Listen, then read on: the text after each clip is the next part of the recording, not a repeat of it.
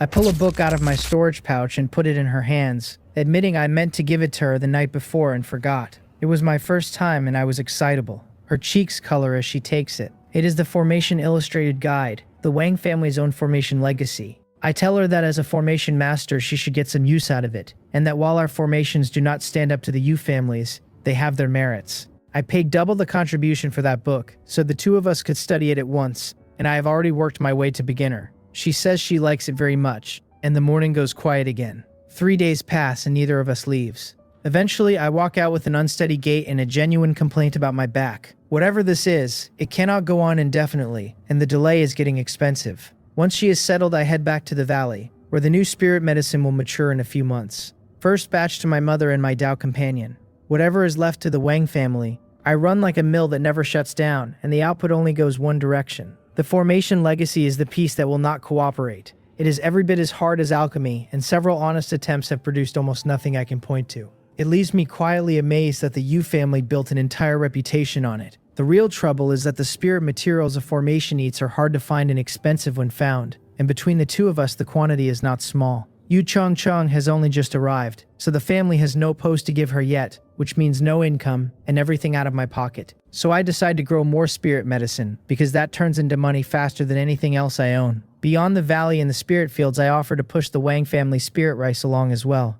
I tighten my days down and go to work, moving between the valley and the immortal cave. I come home every night without fail, and she never once asks where I have been. Then a Wang family cultivator falls, and I am the one who has to carry that sentence to the clan chief. If my uncle Wang Sung-tan had not come to find me, I would never have noticed the disturbance out by the shade locust tree. Two sons-in-law of the Song generation are standing there as ghost cultivators. Wang Song-su is genuinely surprised, because the three great golden core sects have kept the whole cultivation world quiet. She comes down to the tree with me and hears it from the men themselves. They say it was a newly established family whose clan chief is a foundation establishment cultivator. The two of them had been posted to guard the Spirit Stone vein in the Cheongpung mountain range and work the Spirit Stone vein, and they were ambushed while hauling the Spirit Stones home. Wang Song-su turns the words Foundation Establishment Cultivator over slowly.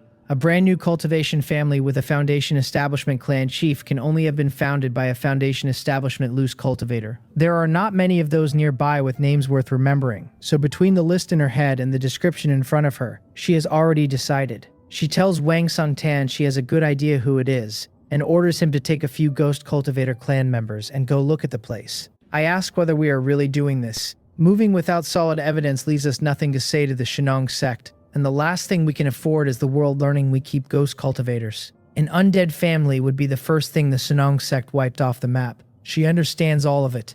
She also is not swallowing this. She says coldly that it is one Foundation Establishment cultivator and a handful of Qi refinement cultivators, and that the Shenong sect will find nothing. It has been a very long time since anyone made the Wang family this angry. Wang Sung-tan gathers several late-stage Qi refinement ghost cultivators and drifts straight out of the mountain.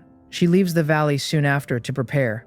A few days later, a newly established cultivation family is wiped out entirely, and the scene is not something anyone wants described. The Shenong sect goes up like dry grass when the news reaches it, because someone has defied a direct order, and it sends a Foundation Establishment elder out to investigate. What he finds is an earthly square turned over 3 feet deep, and a compound so thoroughly destroyed that nothing about it resembles what it was. A fire was laid across the whole of it, which has killed most of the investigative spells he brought, and he goes home frustrated. The Shenong sect works through every loose cultivator in the surrounding country asking questions, collects nothing worth writing down, and eventually lets the matter go. I honestly cannot work out how it was done.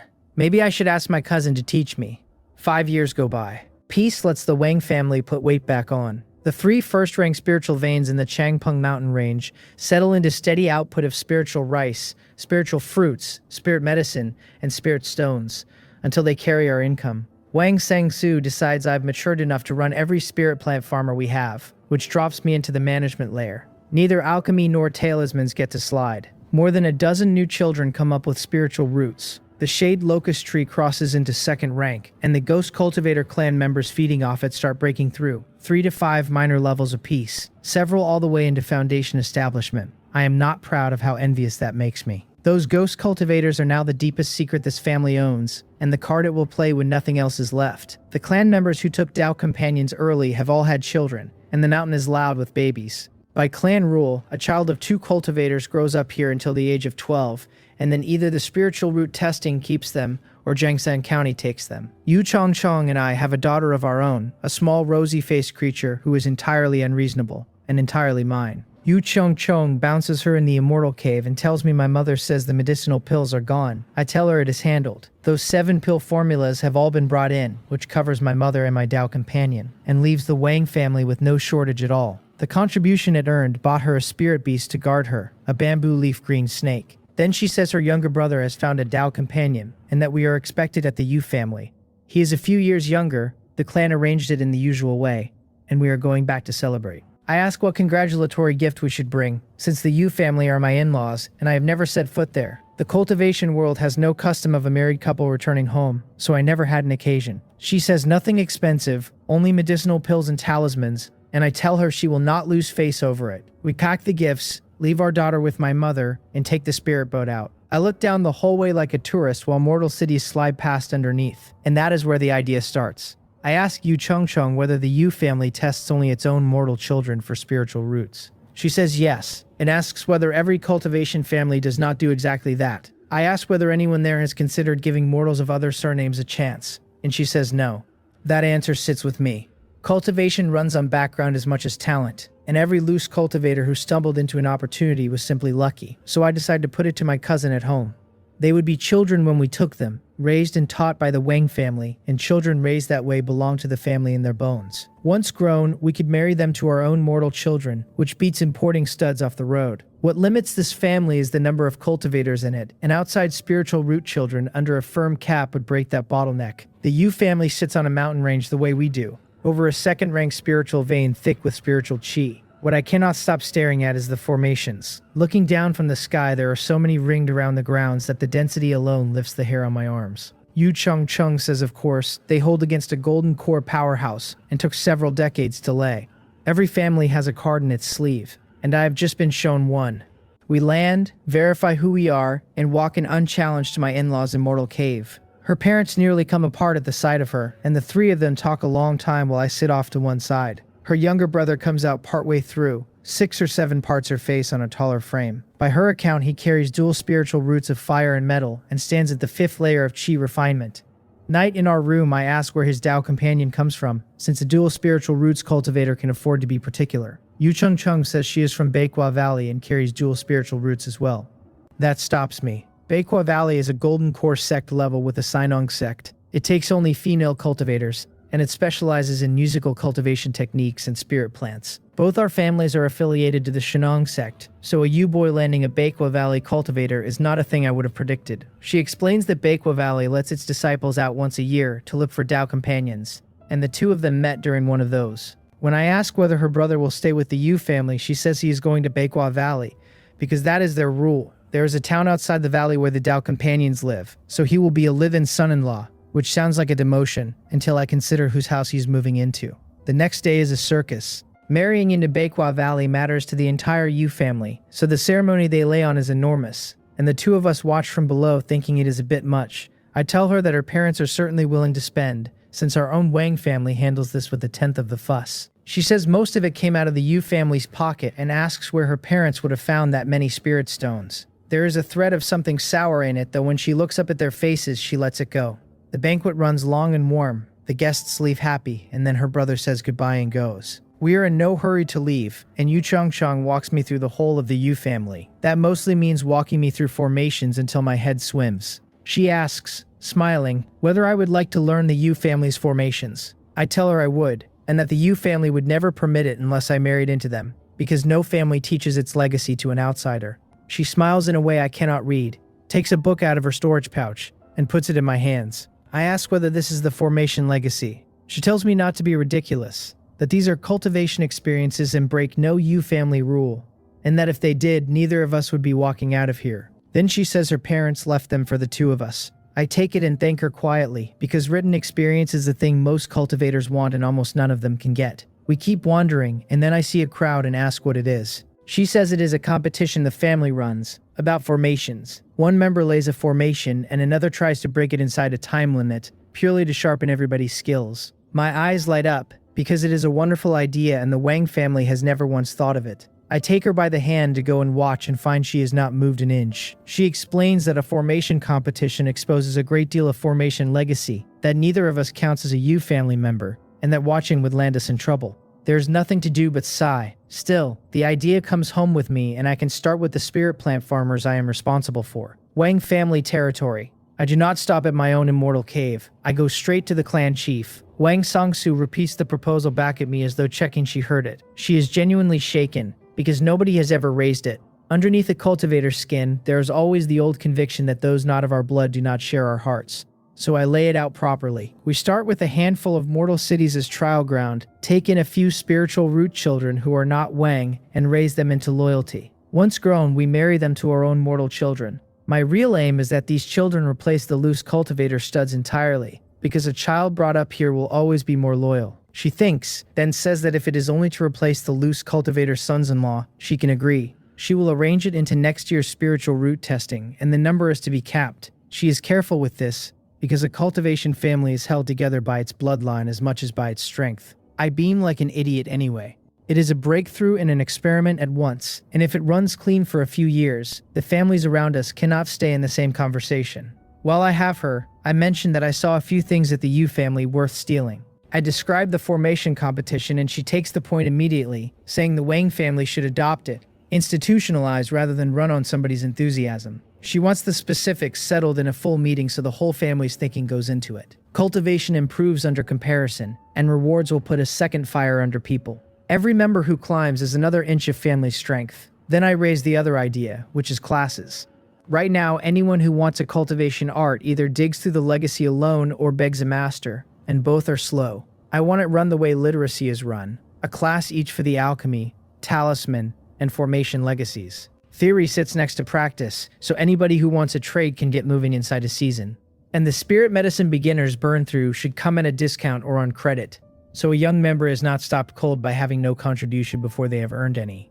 Wang Songzu hesitates and says it will eat deeply into family resources, since there are a great many children of the right age, and the treasury may not survive the first year of practice waste. I tell her we hauled home a mountain of resources out of the beast tide, and that hoarding them has never once made them breed. This is not charity but an advance that comes back with the member who took it. She does not answer me. She calls in every department head and puts my ideas to them one at a time, and after a vicious argument they arrive at a consensus. 2 competitions to start, talismans and spirit plant farming, with each department head drafting rules and reporting up to her. The other cultivation arts wait until enough people hold their legacy. The academy passes without much trouble, teachers drawn from the best of the family in each art and paid in contribution. Every child of appropriate age picks 1 or 2 arts rather than waiting until the 3rd layer of chi refinement. Last comes the spiritual root testing of other surnames. 3 major cities as pilot sites. I draft the spirit plant farmer competition myself. Judging runs on output, quality, and value of spirit plants raised per unit of ground, ranked at the end. Beyond an honorary title like farming prodigy, the rewards include real medicinal pills and talismans.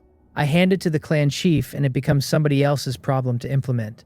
The classroom goes up just as fast, and I am named the teacher for alchemy, which is one more job on a pile of jobs. Then I stand in front of a room of children with their eyes fixed on me like I am holding the sun, and I decide this was the right thing to build. The autumn air turns sharp and the harvest comes around again. I put the clan to work bringing the spirit plants in and stacking them into the family treasury. After several flat-out days, I finally get to stretch my back and smile at nothing. Then I go and look at my cheat. For years, I have refused to spend a single year carelessly, hoarding all of it against the Gomak Bongchen Sutra, and the pile has finally grown into what I need. 2,207 years of lifespan. Satisfying.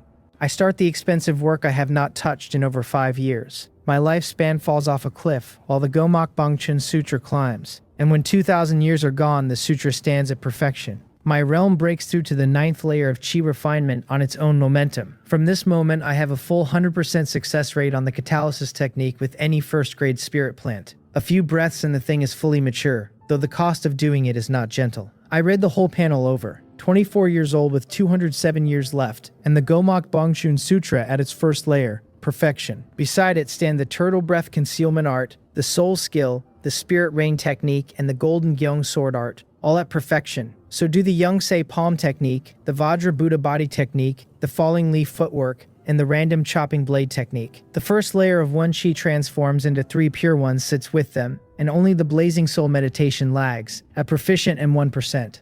Under legacy, I am a first-grade spirit plant farmer at perfection and a first-grade alchemist 5% into minor achievement. I am also a first-grade talisman master 6% into major achievement, and a first-grade formation master 43% into beginner. And then, with the excitement still on me, I look at the realm line again. It has changed its terms on me. Where there used to be a price in years, there is now a demand for 10 foundation establishment pills, and I hold none. One pill is difficult enough that most cultivators never see one. The family has the main ingredients and no pill formula, and refining them takes a second-grade alchemist we do not have. This is a trap with a smile painted on it. And it is not 10, because my mother needs 1 and Yu Chongcheng needs 1, which makes 12 before I have solved anything for myself. Every bit of the joy I walked in with is gone.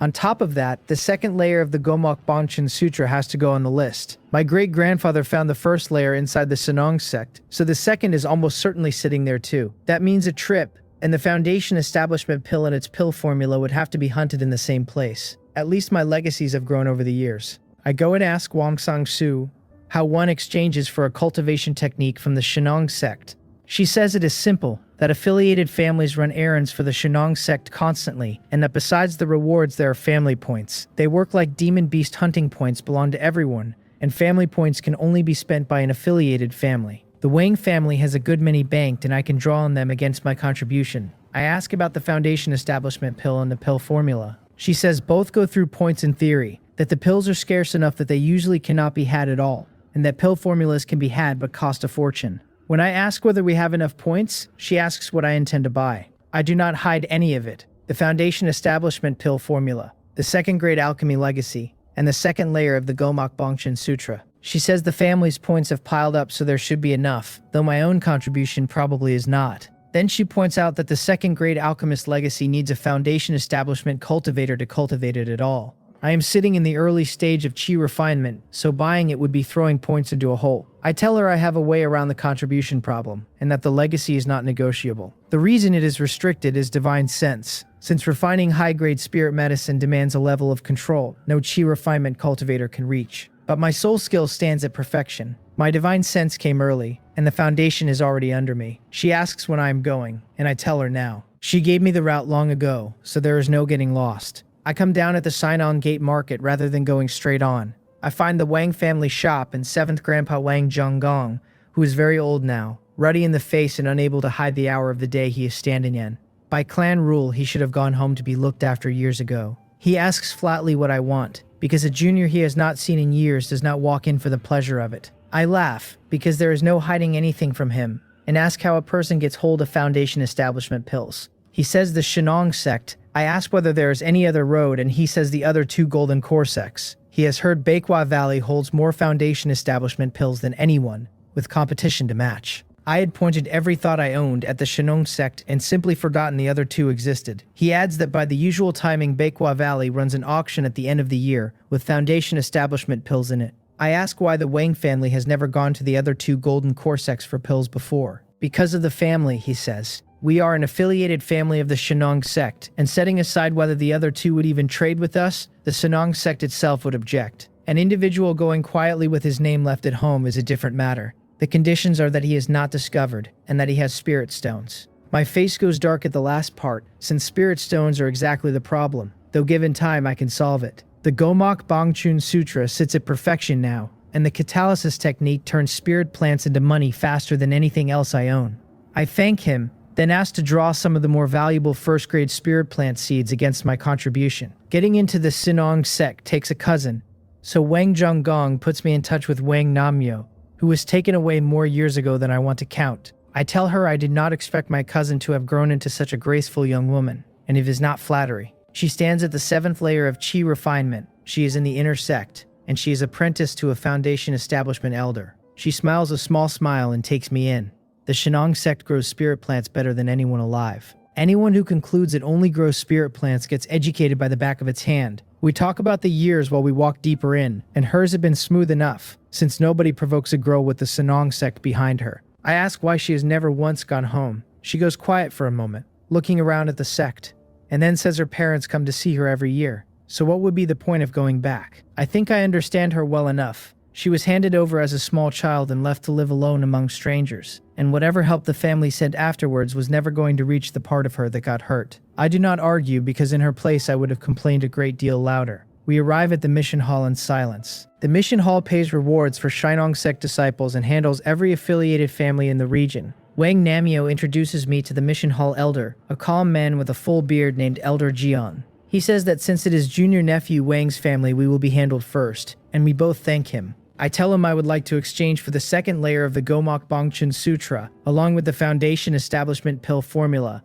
and the second grade alchemist legacy. Wang Namio turns and stares at me. Elder Jian looks up from his desk. He laughs and remarks that nobody has asked for the second layer in a very long time. Then he asks how my cultivation of the first layer is coming. His eyes go over me carefully and find the early stage of chi refinement, and a little disdain settles into his face. I tell him I am barely at beginner, and that having learned what the sutra can do, I would like to read the second layer early in case it helps. It is complete nonsense. I can hardly tell the man I have taken it to perfection, because nobody in this world would believe it. Elder Jun looks like he can see straight through the lie and declines to say so. He prices it out. 30,000 family points for the second layer, 10,000 for the Foundation Establishment Pill Formula, 50,000 for the second grade alchemist legacy, 90,000 together. Something in my chest aches as I hand over the voucher. The family accumulated only a little over 100,000 points across all these years, so this one transaction takes most of it. Then I ask what the Shinong sect charges for the spirit seeds of the spirit medicine that pairs with the longevity pill. Elder Jian looks up again with a great deal behind his eyes. He says I have over 10,000 points left, enough for 3 sets, and asks whether I want them. I say 1 set will do, since second-tier spirit seeds are painfully expensive and I have no choice. He takes the points, packages everything, and sends the 2 of us out. On the way back, I take Wang Namio to eat at the Shinong Gate Market, collect the first-tier spirit seeds from 7th Grandpa, and turn for home. Riding the spirit boat, I sweep my divine sense around out of habit, and there are figures behind me, hanging on like shadows that will not shake loose. Rogue cultivators, then. They must have picked me because the realm I let people see is so low.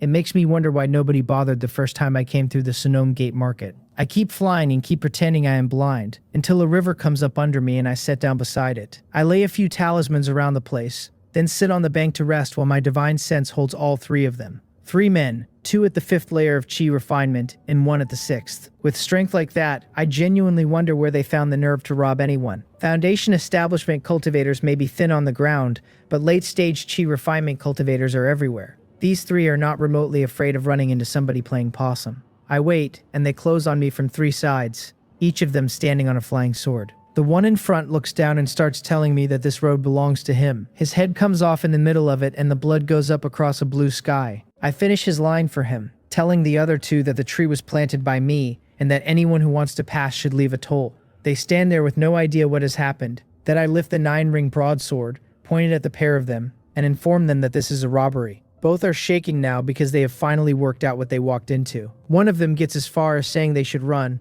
and then his head comes off too. The broadsword is red to the ring, and the last man will not lift a hand against it. Even a fool can see by now that the harmless-looking cultivator is a killer. He drops to the ground and begs me to spare him, and his voice comes apart while he does it. I ask how many are in his gang, because rogue cultivators run in packs and 3 was never the whole story. He gets out 2 broken syllables and nothing else, so I take his arm off with an idle swing. He screams, and I put my foot on him and the scream goes flat under it. Then I hold the broadsword over his eyes and tell him not to make me ask twice. He asks whether I will let him go if he talks. I let the blade drop and turn it slightly, and what happens then is not worth describing.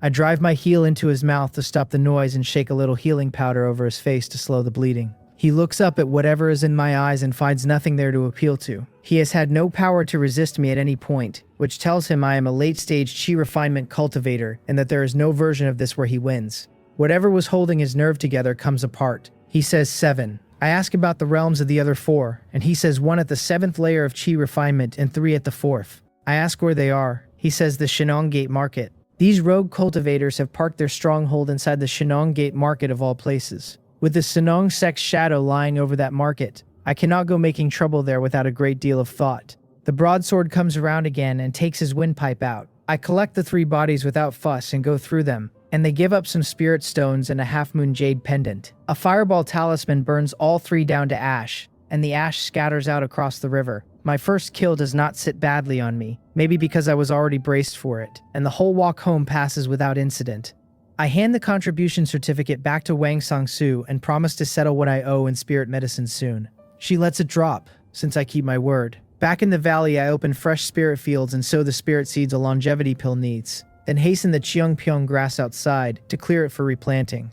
The first grade spirit seeds 7th Grandpa Wang Zhonggong helped me acquire are valuable and in short supply, which is why I've been hoarding spirit stones. Without them behind me, I would not dare set foot in Baekwa Valley at all. The seeds go in, I hasten every one, and a whole sweep of spirit plants comes up thick and green while I am left wrung out. Catalysis at full strength drinks spiritual chi at a rate that still shocks me, and Yu Changcheng cannot do it at all. I crush a few spirit stones and breathe. The fields paid for that green too, the soil giving up so much fertility that it is cracked into dry lines with the color drained out.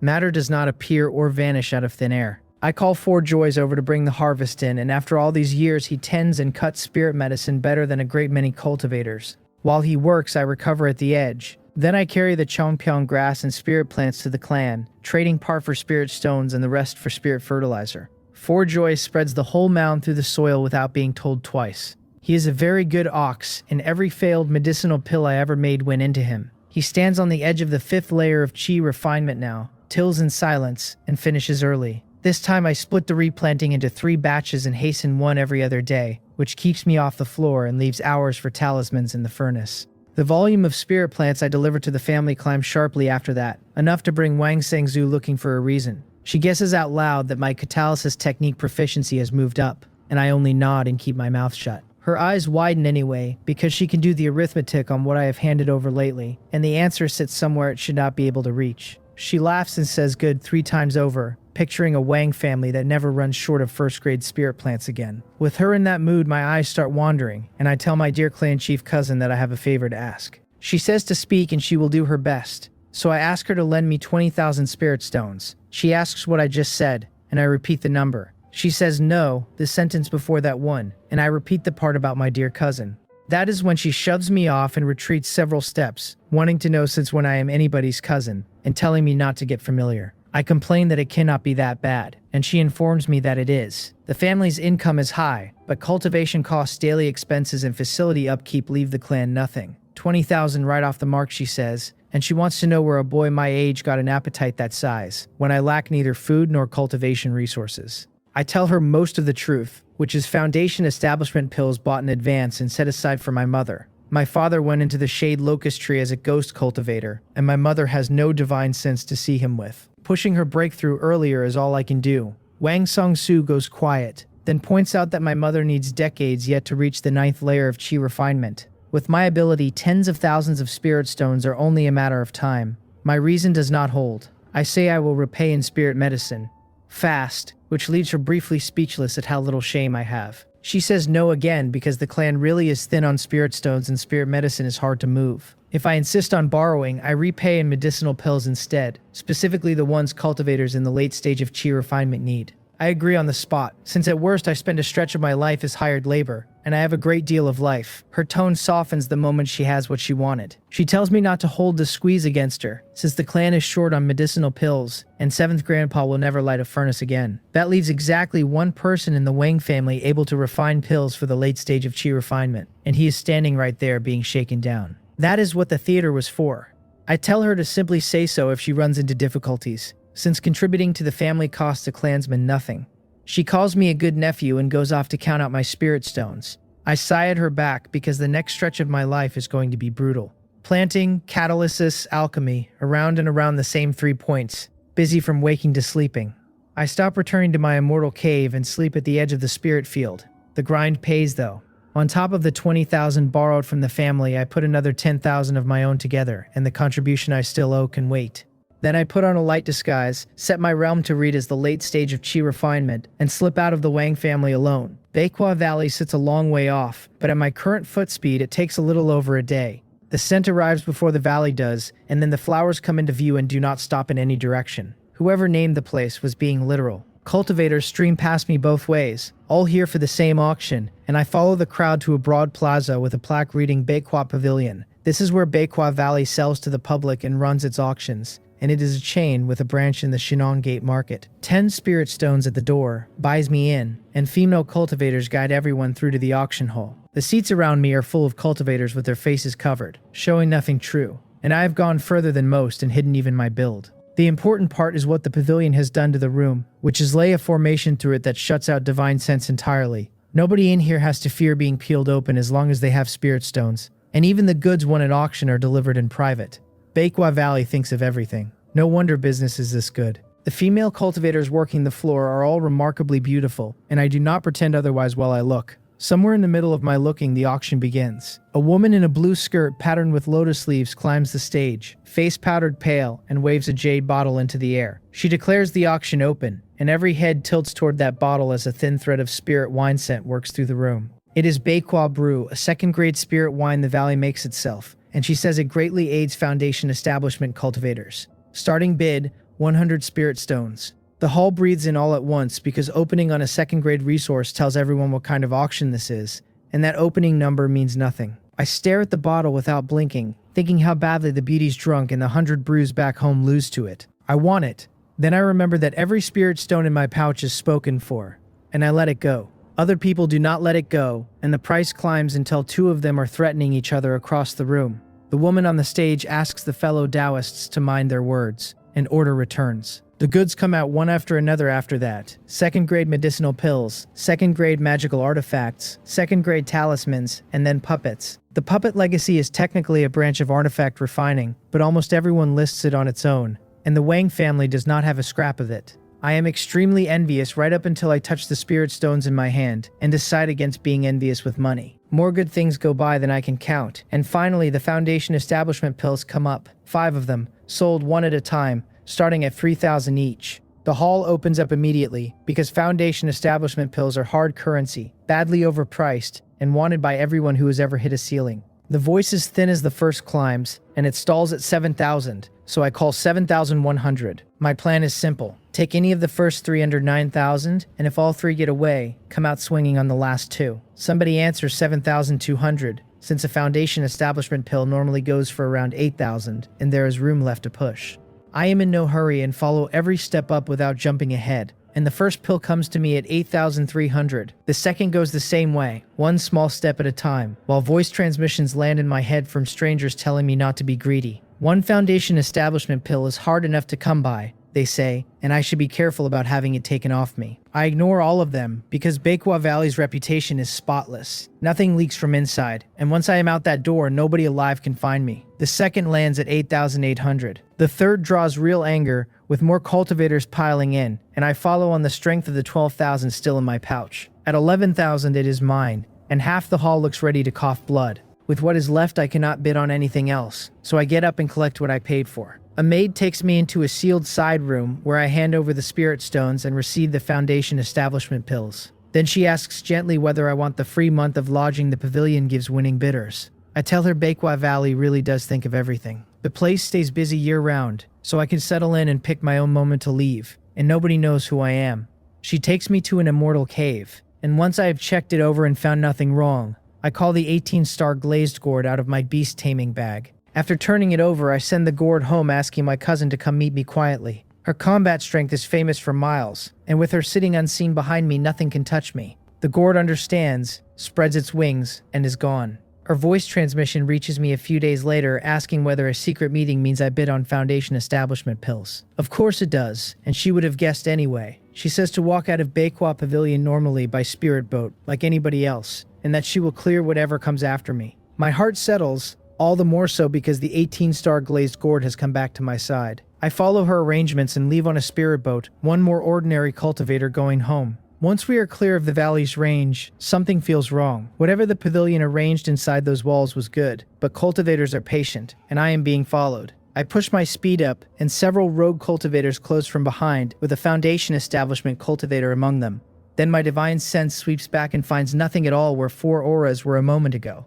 My cousin works fast. I ask why there was not so much as a ripple in the air. My uncle Wang Sungtan and 4th grandmother Wang Zhongbi cracked the rogue cultivator's defenses open with divine sense, and the Black Armor King Bug finished them. I thank them all properly, and then I sit with the fact that I have pulled the Ghost Cultivator clan out of hiding for my sake. Since the Shade Locust Tree advanced, and their strength climbed, they have kept so quiet they may as well not exist. Even inside the valley, They came out for me anyway, partly because they value what my catalysis technique does for the clan.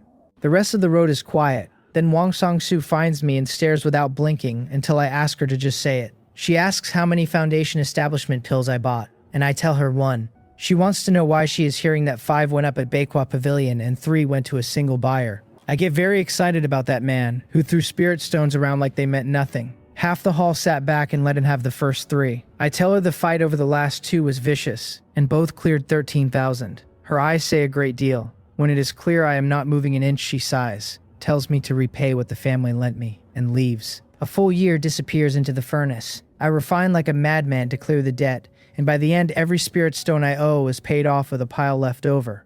The longevity pill formula comes to me along the way, since it was never a secret, and the foundation establishment pill formula follows.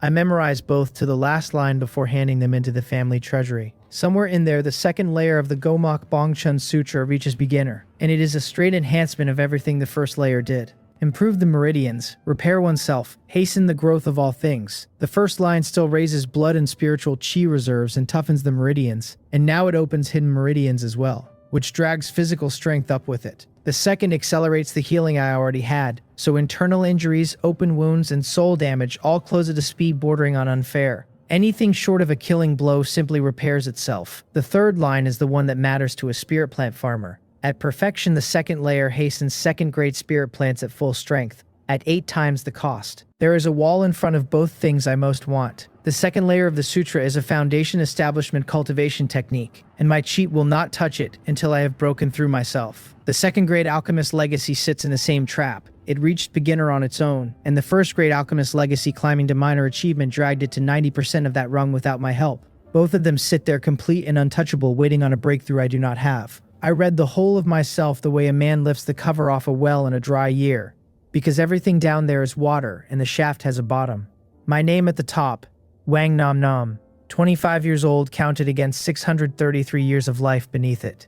My realm reads the 9th layer of chi refinement, and the foundation establishment pill line beside it stands at 3 parts in 10, wearing the little mark that lowers a bucket. The Gomak Bongchun Sutra shows its second layer at beginner and not a fraction past. Under that sits everything I can throw at somebody. The turtle breath concealment art, the soul skill, the spirit rain technique, and the golden Gyeong sword art all sit where I left them. So do the Young Seo palm technique, the Vajra Buddha body technique, the falling leaf footwork, and the random chopping blade technique. The first layer of 1 chi transforms into 3 pure ones, holds at perfection, and the blazing soul meditation has crawled to proficient at 1% with a mark of its own. Then the legacies, first grade spirit plant farmer at perfection, second grade alchemist at beginner and 90% through it. The first grade talisman master stands at major achievement and 7%, the first grade formation master at beginner and 45. Every one of those lines wears the same small mark, and every mark is a bucket I can lower into the far end of my own life. Whatever comes up never goes back down.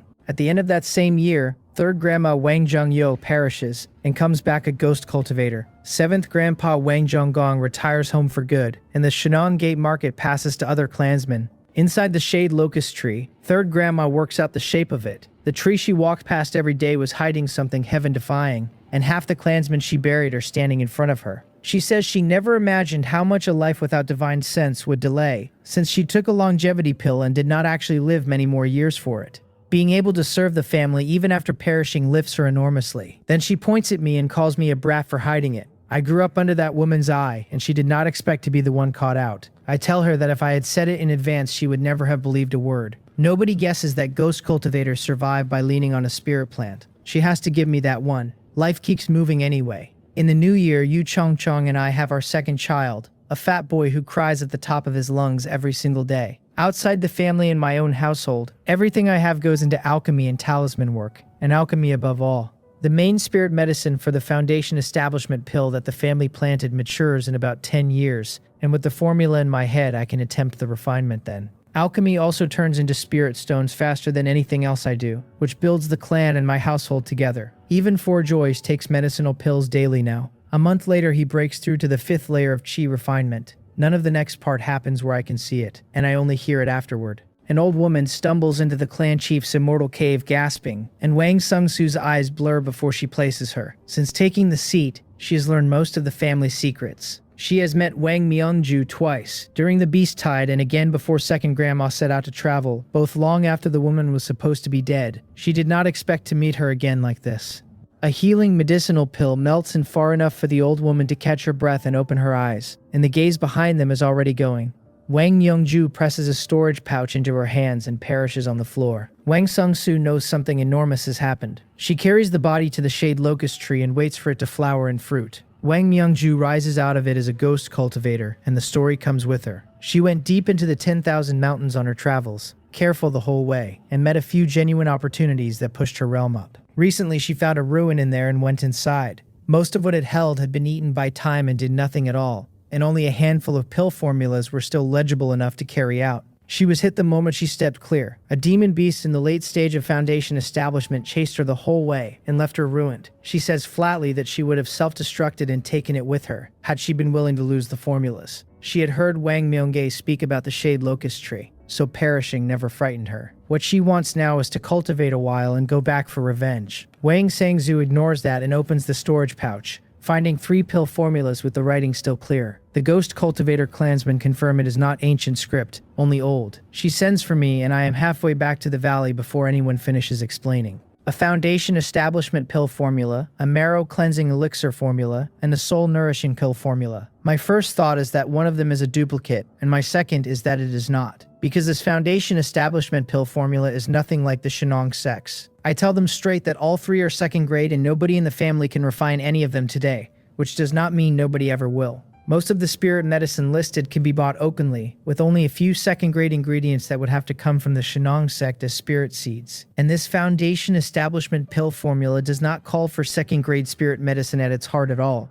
It calls for the inner core of a Foundation establishment demon beast. When a cultivator breaks into Foundation establishment, the Dantian solidifies, and when a demon beast does, it grows an inner core instead. That core is the whole essence and strength of the beast. What sits in front of the Wang family now is not a formula, but a different road entirely, and a family that can walk it grows as this one never could. Afterward, I go digging through the records and turn up more than I expected. Before the 3 great golden core sects were established, there were sects holding this exact legacy, and then it was lost. Plenty have tried since to find it or rebuild it, and every one failed. For Wang Myungju to trip over it by accident is luck the family did not earn. The trouble is the cores. A demon beast of the same rank has a stronger body, fights constantly, and carries experience no human can match. In a fight to the death, we do not hold the advantage. Most of the time, we are the ones being hunted. Collecting inner cores in quantity is simply not realistic. It is still one more road than we had yesterday. Only Wang Sang-soo, the ghost cultivator clansman, and I know the formula exists, so nothing will leak. She tells me the demon beast cores are her problem and the spirit medicine is mine. Then she says I should reach Foundation establishment myself, stops mid-sentence, and tells me to forget it. The ghost cultivators cannot help, since without bodies they cannot cultivate the 100 arts of cultivation, and they lose the arts they used to know one at a time. I remind her that the spirit plant farmer side of the family is already mine, so the planting falls to me anyway. Then I warn her the whole planting distribution must be redrawn. She agrees without much fight. As long as the spirit rice yield holds and the spirit medicine keeps earning spirit stones, she is content to let me tear the system up. The second-grade spirit seeds exchanged out of the Sanong sect come into my hands, and I start. The clan grounds come first, because they sit on a second-grade spiritual vein. Every stretch where the spiritual chi runs dense opens into second-grade spirit fields, with a formation laid over them to protect and hide them. Thinner ground goes to first-grade spirit medicine and spirit fruits in bulk, and the wide spirit paddy fields at the foot of the mountain get drained into dry fields for cheongpyeong grass. The mulberry forest and the fish ponds I leave alone. The spirit rice and a share of the spirit fruits move out to the 3 first-grade spiritual veins in the Cheongpung mountain range, the Yeongseo, the Bayokok, and the Gwaryong. Most of the clan's spirit plant farmers migrate with them, leaving a small core of the best behind. That tightens our grip on all 3 veins and puts the eggs in more than one basket, which is the real point. The timing follows the crops, so the moves happen in batches and nobody rushes. The second-grade sites are the exception, and I hasten everyone to maturity early so the ground can be reorganized at once. The clan's 2 formation masters do not get a quiet month out of me, and then the fields open, the seeds go in, and it is a matter of waiting. The first batch of children of other surnames with spiritual roots has lived in the Wang family for over a year now. They came out of several mortal cities we used as a trial, 24 in total, most with 5 spiritual roots. The testing caused an enormous stir among mortals and among the cultivation families watching from a distance, and we kept our heads down until the noise passed. 24 is far more than the 3 Wang children born with spiritual roots that same year, which pleases me deeply. A larger population produces more spiritual roots, and there is nothing mysterious about it. The clan settled long ago on what these 24 are for, which is to take the place of the matrilocal sons-in-law we could never bring ourselves to accept. The whole thing is an experiment. They have spent the year being taught by clansmen and running basic cultivation techniques. Wang Sang-su says with a smile that children are easy to shape, and that these ones have accepted the Wang family already. The strongest support came from the commoners themselves, who are simply grateful that we opened a road into cultivation at all. Then she lays out the rest without softening a word. Their aptitude is poor and the family has no intention of nurturing them. From the first layer of chi refinement, they learn one of the 100 arts of cultivation and start working for the family. At the right age, they are assigned partners and expected to bear children until they perish. She has their entire lives mapped. I do not argue, because for commoners who ache to step onto the path of cultivation, this is already a great deal. The stories where a man stumbles into an opportunity every morning and kills whoever he likes for treasure will never happen to these people. A reliable backer, 100 peaceful years of cultivation time, and work to do in exchange is more than most cultivators ever get. I only have to look at the loose cultivators, scraping for every resource, betting their lives on each job, and getting killed for it anyway. I ask which of the 100 arts of cultivation she means to give them. Most will be spirit plant farmers. She says split 3 ways into spirit rice, spirit fruits, and spirit medicine. A smaller share will raise spirit fish, spirit chickens, and ducks, and spirit insects. Any who turn out exceptional can inherit winemaking, spirit cooking, or the making of talisman paper and ink. The clan covers their food, drink, and daily needs, and teaches them a legacy besides, which she considers perfectly reasonable of us. I nod, because auxiliary legacies suit children with 5 spiritual roots exactly, and I climbed out of the same hole myself on the back of the spirit plant farmer trade. Arrangements like this also keep the newcomers from ever having a reason to turn on us while raising the clan's basic output. I tell her that splitting the spirit plant farmers 3 ways is genuinely clever, since a cultivator with one narrow thing to master masters it fast. She refuses the credit and says the ideas came from everyone. Looking at where we have landed, my old suggestion about widening spiritual root testing to children of other surnames was not wrong after all. It was only ever a question of holding the scale steady. Then I changed direction and asked whether there are still 100 arts of cultivation the clan holds no legacy for. She blinks at the turn, then says of course there are, that even golden core sects rarely hold them all, and that only a handful of mainstream ones matter anyway. I agree with half of that, since some of the arts are genuinely unnecessary and some are not. So I name the 3 I mean: puppets, artifact refining, and beast taming, all mainstream, and the Wang family has none of them. Artifact refining is the one that stings, because it matters enormously and we do not have it. For beast taming we know a few basics and nothing that could be called a systemic legacy. The reason I am asking is that I want to go and collect those last 3 for the family, so I ask where they live. Beast taming means the Jew family. Though they are only a foundation establishment family, their legacy is the strongest for a long way around. Strong enough that the 3 great golden core sects may have nothing better. Artifact refining is the Qiangpeng sect, the only one of the 3 that specializes in it. And for puppets, all 3 are involved with the Qiangpeng sect a shade ahead. The 3 great golden core sects are a subject nobody in this region gets to avoid. As an affiliated family of the Sanong sect, my slipping off as a loose cultivator to buy a few foundation establishment pills elsewhere is a small thing. Going to another golden core sect for a legacy is not. The Shinong sect would call that betrayal, and if they found out, the Wang family would be finished. So, the legacy can only come from the Shinong sect, and I mutter as much to myself. The Jew family will never part with beast taming. It is their lifeblood the way the talisman legacy is ours, and nothing short of annihilation would pry it loose. Wang Sang-su says the beast taming the 3 sects hold may not match the Jew families, but it would be plenty for us. The same goes for artifact refining and puppets, where the Shinong sect trails the Qiangpeng sect and is still good enough for us. The problem is the points. We spent them, and without family points nothing gets exchanged out of the Shinong sect at all. I ask my cousin whether the Shinong sect has any missions going. She asks whether I want to earn points, and I nod. Shinong sect missions come out irregularly, and mostly go to their own disciples, she says, and missions handed to an affiliated family are rare and hard to come by. What she means is that there are none. The road to a legacy is closed for now, which is genuinely frustrating. The family cannot buy legacies at the moment. I still can.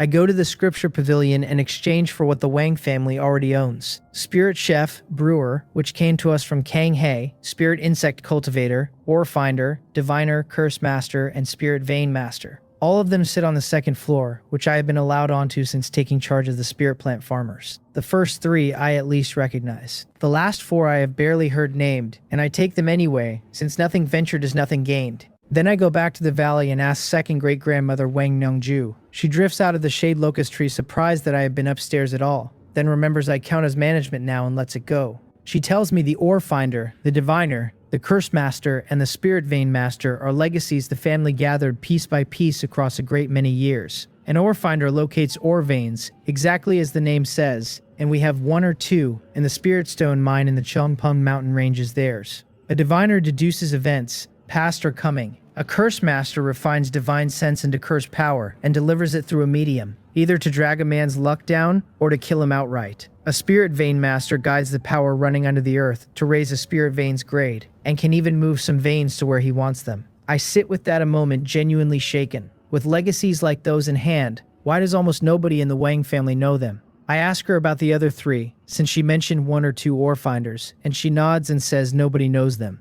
Not one person. All 4 are brutally difficult, she says, and a great many clansmen have tried and almost every one has failed. Across the whole history of the Wang family, only 1 or 2 per generation ever inherit the ore finder legacy. A diviner who deduces what has not happened yet gets tangled in enormous karma. An ordinary cultivator at Qi refinement cannot survive a handful of deductions, so the study belongs to Golden Core great cultivators. The Shinong sect leader is said to be a powerful diviner. The curse master and the spirit vein master are worse still. Hard enough that many spend a lifetime without ever getting started, and both are enormously valuable to a family.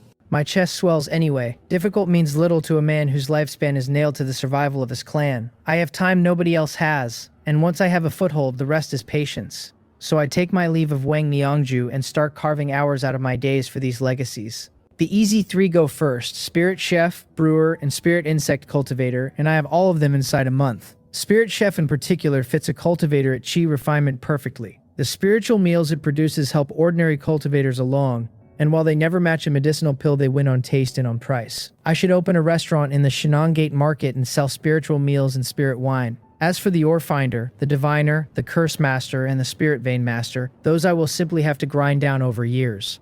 The moment I learn to cook, the family's meals become my responsibility, and my Tao companion and children love what comes off my stove, which delights me. Perhaps that is why my spirit chef proficiency climbs faster than anything else. Over dinner, I ask Yu Chung Chung whether the Yu family ever ran a restaurant. She thinks about it and says, not in the cultivation world, though there are some in the mortal cities.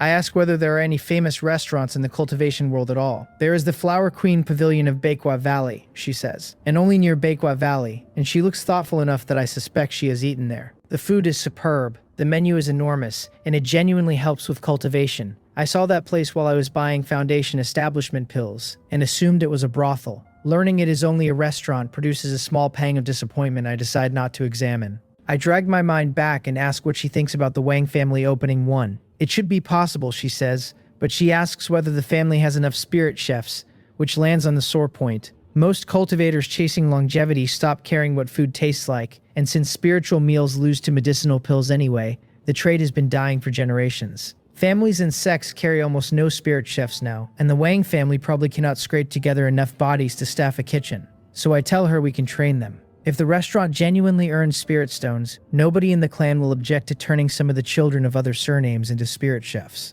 And if it does not earn, we treat it as a place to gather information instead of a business. The longer I talk, the further the idea runs. We could simplify the spirit chef legacy down to something mortals can hold and push it into the mortal cities. A chain of storefronts becomes a channel for news moving in both directions. The brewer legacy gives me no trouble at all. Kang Hei's beauties drunk in 100 brews come quickly, and give me a recipe and I am confident I can brew whatever it describes. Developing a new spirit wine is the only genuinely hard part of the trade, and the second-grade Bakwa brew is a dream I cannot reach from here. The 2 wines I have are good enough for my household and the clansmen anyway. That leaves the spirit insect cultivator legacy, which means going to my cousin. She tried to talk me into insect cultivation years ago and I turned her down flat, and here I am learning it anyway. Now that I have some of the knowledge, the 18-star glazed gourd that has guarded me for years can feel me. I cannot contract with it, since it belongs to her. She is thrilled regardless, saying the clan finally has a second spirit insects cultivator besides herself. Being the only one has cost her, since she controls the spirit insects that pollinate the spirit plants and flies a share of the Wang family's quiet patrols. So I get to the point and ask her to recommend a Natal spirit insect. She looks me over from head to foot and says my legacy must be coming along well.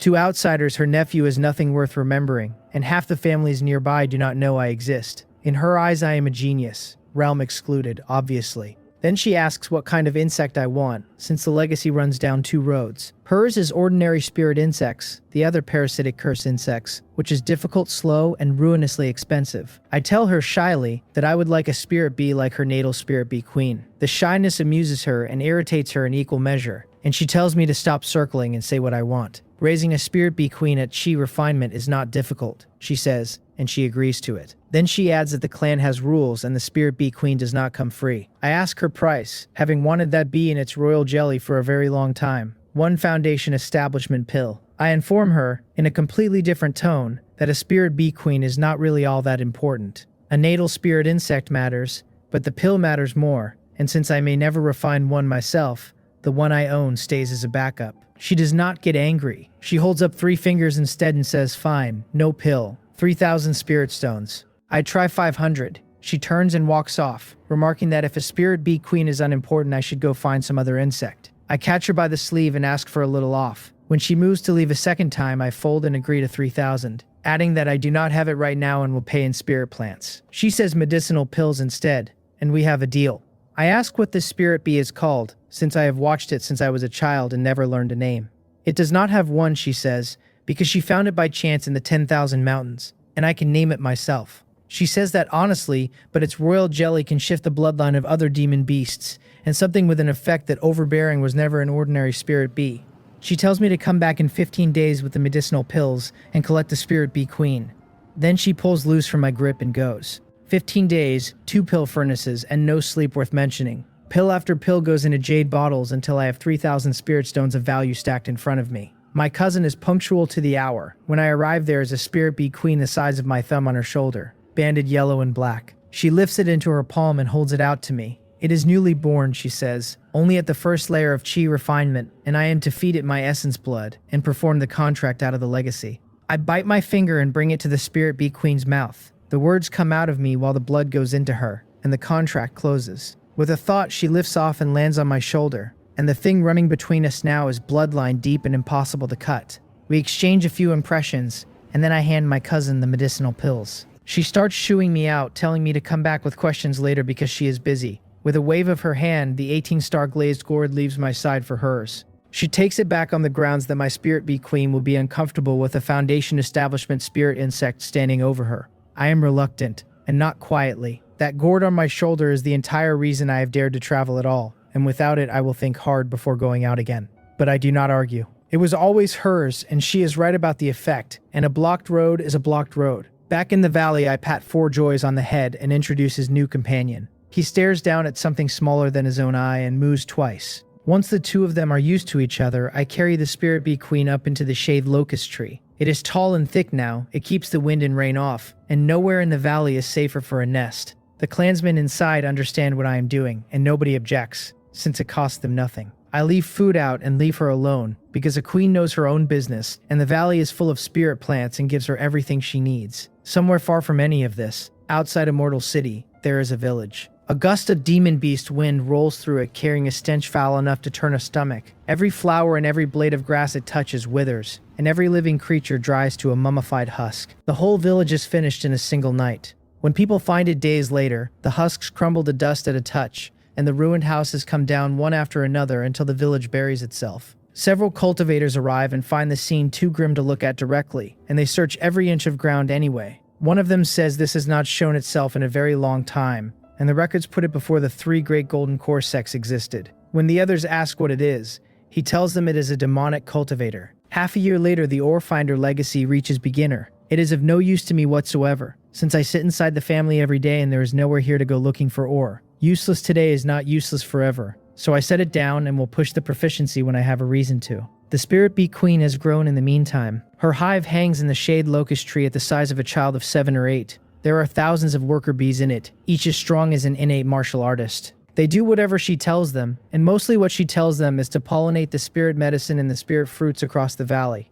I did not expect her to breed at this rate. Thousands in half a year is frightening on its own. A single worker is fragile, but the weight of numbers makes the swarm unafraid of a cultivator in the middle stage of chi refinement. That is why bee swarms are such a nuisance in the wild, and why nobody with any sense goes near one. I take a little honey out and taste it, and it comes in just under what Wang Sung-soo's spirit bees brew, which is probably a matter of realm. No royal jelly yet, so that pleasure is still ahead of me. Elsewhere in the family, none of which I witness. Several clansmen bring the simplified spirit chef legacy to Wang Sung-soo and tell her a mortal can now master it. The recipes call for spirit medicine, or plants that grow anywhere, so it can be pushed out at scale. Mortals who eat that way for years grow stronger and cultivate better as martial artists. She thanks them flatly and sends them to the treasury to collect contribution points. Half a year ago, I came to her with the restaurant idea and the information behind it, and that is what decided her. Information is one of the most valuable things in the immortal realm and the mortal cities both. Knowing which way the wind turns first would be worth a great deal to the Wang family. She has been preparing since then, and with a simplified legacy that mortals can eat from, a restaurant has ground to stand on. Wang Sung-yu comes in as she finishes and reports that the mortals are ready,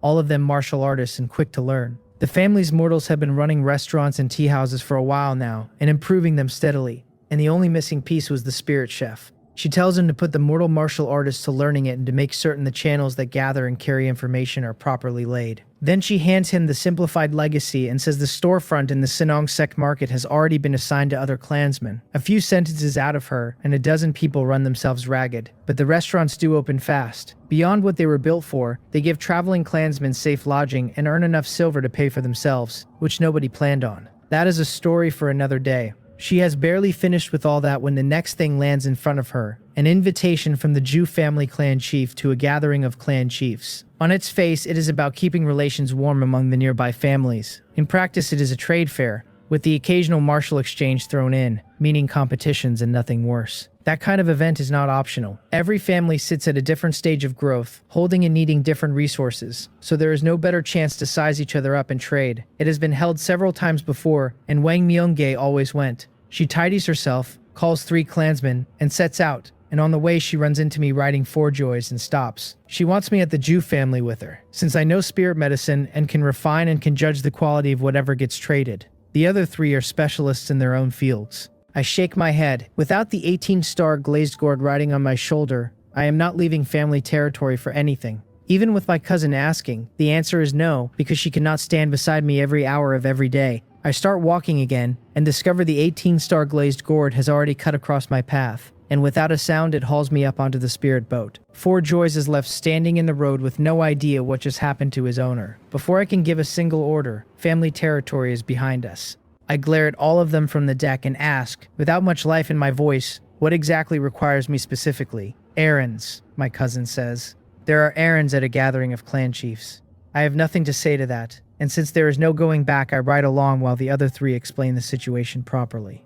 Only then do I actually look at who is on this boat with me, which is my second uncle Wang Sung-gang, my second aunt Guak Gaga, and my elder cousin Wang Myung-jun. My second uncle is a pure saber cultivator with combat power well above his realm, so he is here as the muscle. My second aunt married into the family and mastered the ore finder legacy, with a real gift for identifying ores. She is almost certainly here to move the red iron ore out of the 3 first-grade spiritual veins. My elder cousin is a talisman master, reportedly the strongest of his generation with a talisman in his hand, and good with a flying sword besides. Looking at him leaves me oddly hollow. My own generation has already begun carrying real weight in the family's construction, and I belong to it too, and I have been up a mountain not noticing. No wonder my childhood friends stopped coming around. Between how busy I have been and how busy marriages and careers make people, there was never going to be time. I am still turning that over when we arrive. Compared with the Yu family where my parents-in-law live, I know the Ju family far better. My mother Jumin came out of it, and my parents brought me here every year until my spiritual roots were tested.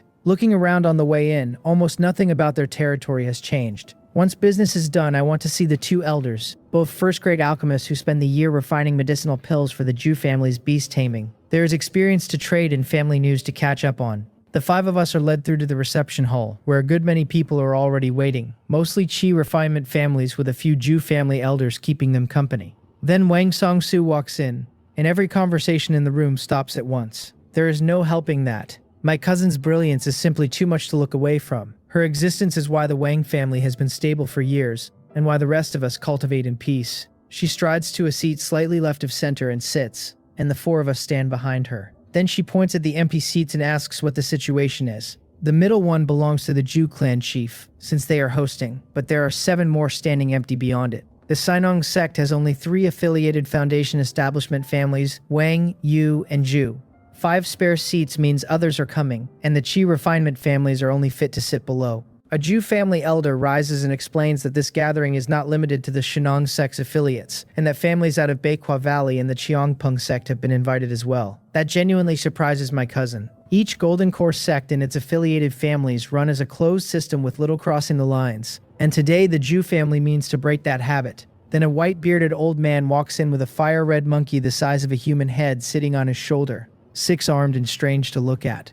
I know it on sight. That is a 6-armed ape monkey, one of only 2 Foundation establishment spirit beasts the Jew family holds, the other being the spiritual water rhinoceros that broke through a few years back. It stands high in the Jew family and has a clan of its own, and a great many of their beast tamers carry its descendants as spirit beasts. On top of that, the monkey head wine its clan brews does something close to miraculous for a Qi refinement cultivator attempting a breakthrough. I look a few times longer than I should, and Wang Sungong quietly tells me to pull my eyes back. My cousin looks at the steady, weathered Jew clan chief and asks whether the Shinong sect knows about ties this close with the other 2 sects' affiliates. She warns him not to get everyone killed by making the Shinong sect think we are rebelling. He laughs and calls her a joker. Every clan gathering is reported to the Shinong sect, he says, and without their agreement, nobody here would dare assemble privately. His voice is not loud and it reaches every corner of the hall, which settles the room as much as the words do. My cousin asks where the rest of them are, then, and remarks that they are not very punctual. A deep voice asks how exactly they are unpunctual, and the Yu clan chief comes in with several cultivators nobody here knows.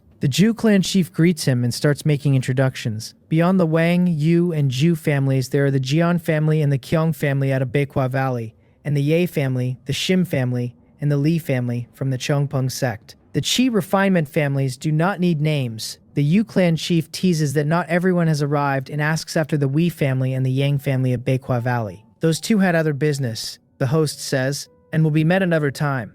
The 2 of them are clearly old acquaintances, and by the look of them both are somewhere around 70 or 80. None of us have laid eyes on these clan chiefs before, and every one of them is a Foundation establishment cultivator carrying himself accordingly. A few rounds of talk and everybody knows everybody. The Jew family's hospitality is genuinely good, and most of the cultivators in the room look satisfied, which says something about the care taken. Then the Jian clan chief stretches his plump body out and asks what breed the spirit chicken is, because the meat turned into spiritual qi and went surging through his limbs and bones. What astonished him is that it restored spiritual qi for a Foundation establishment cultivator at all. Every other clan chief noticed the same thing, and now they are all waiting for the answer. The Jew clan chief says it is a spirit chicken raised by a new method inside their family. They always meant to sell it outside, and if the clan chiefs are satisfied, a long-term arrangement can be made. He adds that the Jew family excels at beast taming, and that besides meat animals, they hold a great many spirit beasts suitable for contracting, and everyone is welcome to buy. The clan chiefs glance at each other.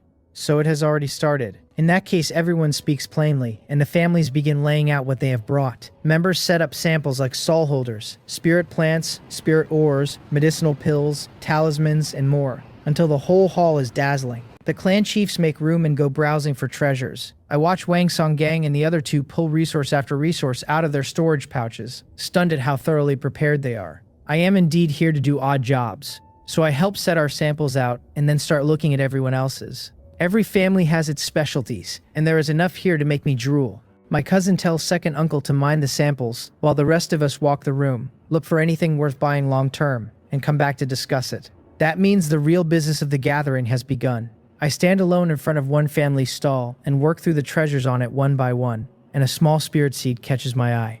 I ask what it is. A Ye family member tells me it is an iron poplar, a first-grade spirit plant that holds soil and water in place and improves the ground around it. He says the trunk makes good building material and burns down to a charcoal ash that fertilizes better than most spirit fertilizers. The greatest advantage is how little spiritual chi it needs, since even mortals can plant it. What he does not tell me is that iron poplars are worth nothing unless they go in as a large grove, and that they take a long time to mature. I am skeptical about the fertilizer claim because pulling fertility out of a spirit field and putting it back always loses something, which sounds like poor arithmetic. He reads that on my face and explains that iron poplars go into ordinary soil and survive on the barest trickle of spiritual chi. The tree is not recycling my spirit field at all. It is carrying fertility out of other ground and delivering it into mine. That makes sense, and it also makes me reckless. Hastening spirit plants burns fertility faster than anything else I do, and a cheap substitute for spirit fertilizer would be an enormous profit. So I asked the price. For a bulk family purchase, it runs 3 spirit sand per spirit seed with germination guaranteed at 80%. I put the seed down and keep walking, because procurement on that scale has to be argued out with the others unless I am paying with my own spirit stones. Then I work down the rest of the stall item by item, asking after each one. There are far too many treasures in the cultivation world for one person to recognize them all. What the Wang family came here to sell is talismans and spirit medicine. The spirit medicine exists because I have spent years hastening it, and we have a great deal of it stacked up. Talismans are our specialty outright, since we keep an absurd stock on hand year-round in case of trouble. Both are consumables, so selling them is never the problem. A cluster of Chi Refinement family clan chiefs settles in front of our stall. The round does not last long, and we pack up and take the real conversation into the immortal caves the Zhu family prepared. Wang Sunggang speaks first. A fair number of Chi Refinement families have taken to our talismans and want long-term arrangements. The Foundation establishment families care about spirit medicine, and the Zhu clan chief has been eyeing our wind cloud grass for a long time. My cousin leans back in her chair and says the Chi Refinement families are extras, fine to trade with but never the priority, and that the Foundation establishment families come first. We sold the Zhu family wind cloud grass years ago and always kept the volume short on purpose, giving them enough of the taste to want more. She says it is time to reel them in. Then she turns to my second aunt. Guak Gaga looks grim and reports that all 3 of the Cheongpeng sex-affiliated families want red iron ore and have plainly colluded. Their offers are suspiciously uniform and the price will not move. On the other hand, she found spirit materials for formation work on their side that we could buy long-term. Wang Myongjun goes next, saying several Chi Refinement clan chiefs came to him, hoping to trade the Chungpyeong grass they grow for our talismans. Those same families also hold a small rust aluminum ore vein they cannot mine efficiently themselves, and they want us in on it. My cousin laughs and calls that an unexpected gift, since rust aluminum ore goes into low-grade magical artifacts and gets used everywhere. The Wang family accepts barter, she adds, and looks at me. I tell them I found several spirit plants the family simply does not have, so we should buy a batch of spirit seeds. As for medicinal pills, nobody here is meaningfully better than we are, so there is no reason for a long-term arrangement and we can keep buying from the Shnong sect as always. Then she asks about my going off to talk to the Zhu family about spirit beasts. I nod and admit, a little awkwardly, that they did not pay me much attention, most likely because my realm reads too low to bother with. She tells me not to take it to heart since I never show outsiders what I actually am, so almost nobody in the world knows I exist. Then I lay out what I settled anyway. We will buy spirit chicken meat from the Zhu family on a standing basis, and pay in talismans. On top of that, we are bringing home 3 pairs of stubhorn yellow oxen, 5 pairs of spirit horn sheep, and 3 pairs of gale falcons. The price is a long-term supply of wind cloud grass, and the Zhu family has agreed to hand over part of the breeding methods. All 4 of them ask whether I am serious at the same moment. Even a partial breeding method is almost never given away, which says exactly how badly the Zhu family wants that grass. Selling the beasts in pairs is the other half of it, because pairs mean the Wang family can breed our own herds in time, and the Zhu family has never done that for anyone. The preliminary agreement is already drafted, and only the final haggling is left. My cousin tells us it all sounds fine, and that the prices had better come out in the family's favor, and the 4 of us go off to our counterparts. Mine is the simplest of the lot, since bulk spirit seeds only require me to be relentless. It takes effort and I get there. The part I enjoy is pointing out every shortcoming of the iron poplar to the Ye family, who go a deep shade of embarrassed while I do it. I tell them no offense is intended and that I only wanted them to understand I know first-grade spirit plants better than they do. By the time both sides shake on it, the prices come down to a third of what they opened with. There is time left before the others get back, so I go alone to my maternal grandparents' immortal cave. Both of them are deep in alchemy, so I do not go in. Nobody understands better than I do what an interruption costs at a furnace. There is no meeting this trip, so I leave a stock of medicinal pills behind to replenish their cultivation and go back to my own cave. The other 4 filter in not long after, contracts signed and business finished. My cousin asks whether any of us want to watch the Zhu family's martial tournament later. All 4 heads shake together because fighting is troublesome and dangerous, and a genuine life and death matter would simply end with the opponent cut down. She smiles at that, since we are clearly her own people and she has no taste for fighting either. If she did not need to keep the monsters outside our borders nervous, she would never have built herself a reputation as a shrew. And now everyone in the district is frightened of her. So we skip the competition, hand the agreements to clansmen when we get home, and she calls up the spirit boat. Clan Chief Zhu tries to keep us and is refused. We are moving fast when my divine sense catches something familiar below us. A jade pendant on a cultivator, cut in a half circle. I ask my cousin to hold, and the spirit boat stops in midair while I point out a one-armed man of wretched appearance, and ask her to catch him. She has no idea why and sends the 18-star glazed gourd down anyway. I take the pendant off his waist without ceremony and fit it against the half in my storage pouch, then ask him whether he recognizes who the other piece belonged to. I know I am smiling, and I know exactly how it looks. Back when I went to the Shinong sect to exchange for the second layer of the Gomak Bangchun Sutra, robbers came at me on the road home. I killed them and took a half-moon jade pendant off the bodies, then learned their den sat inside the Shinong sect market. That is not a place a boy of my realm tears apart, so I let it lie. Today my luck turns and the rest of that group walks under my boat. When the two halves meet in my hand, his face gives him away for an instant before he masks it perfectly, and every one of us sees it. So the 3 robbers were his, and I say so, and he does not bother denying it. I tell the other 4 the whole story, changing only the part where I did the killing myself, which becomes a talisman ambush laid by a nervous boy. All 4 of them go furious anyway, because robbing a Wang family member means being tired of living. My cousin takes a handful of the man's hair and asks whether her nephew is right that 3 more of them exist. He shuts his eyes and waits to die. She has no patience for that and pushes a small spirit insect into his mouth, and it goes straight down into him and starts turning. The pain drags a sound out of him that is not a word. She asks again where the other 3 are, and the insect works harder, and his face comes apart, blood running from his eyes, until he manages that all of them have fallen. My cousin says he is telling the truth. The thing inside him is a larva cultivated from the black armor king bug, which burrows into a cultivator's body and can also tell when its host is lying. She asks how they died, and he says they went robbing and got killed for it instead.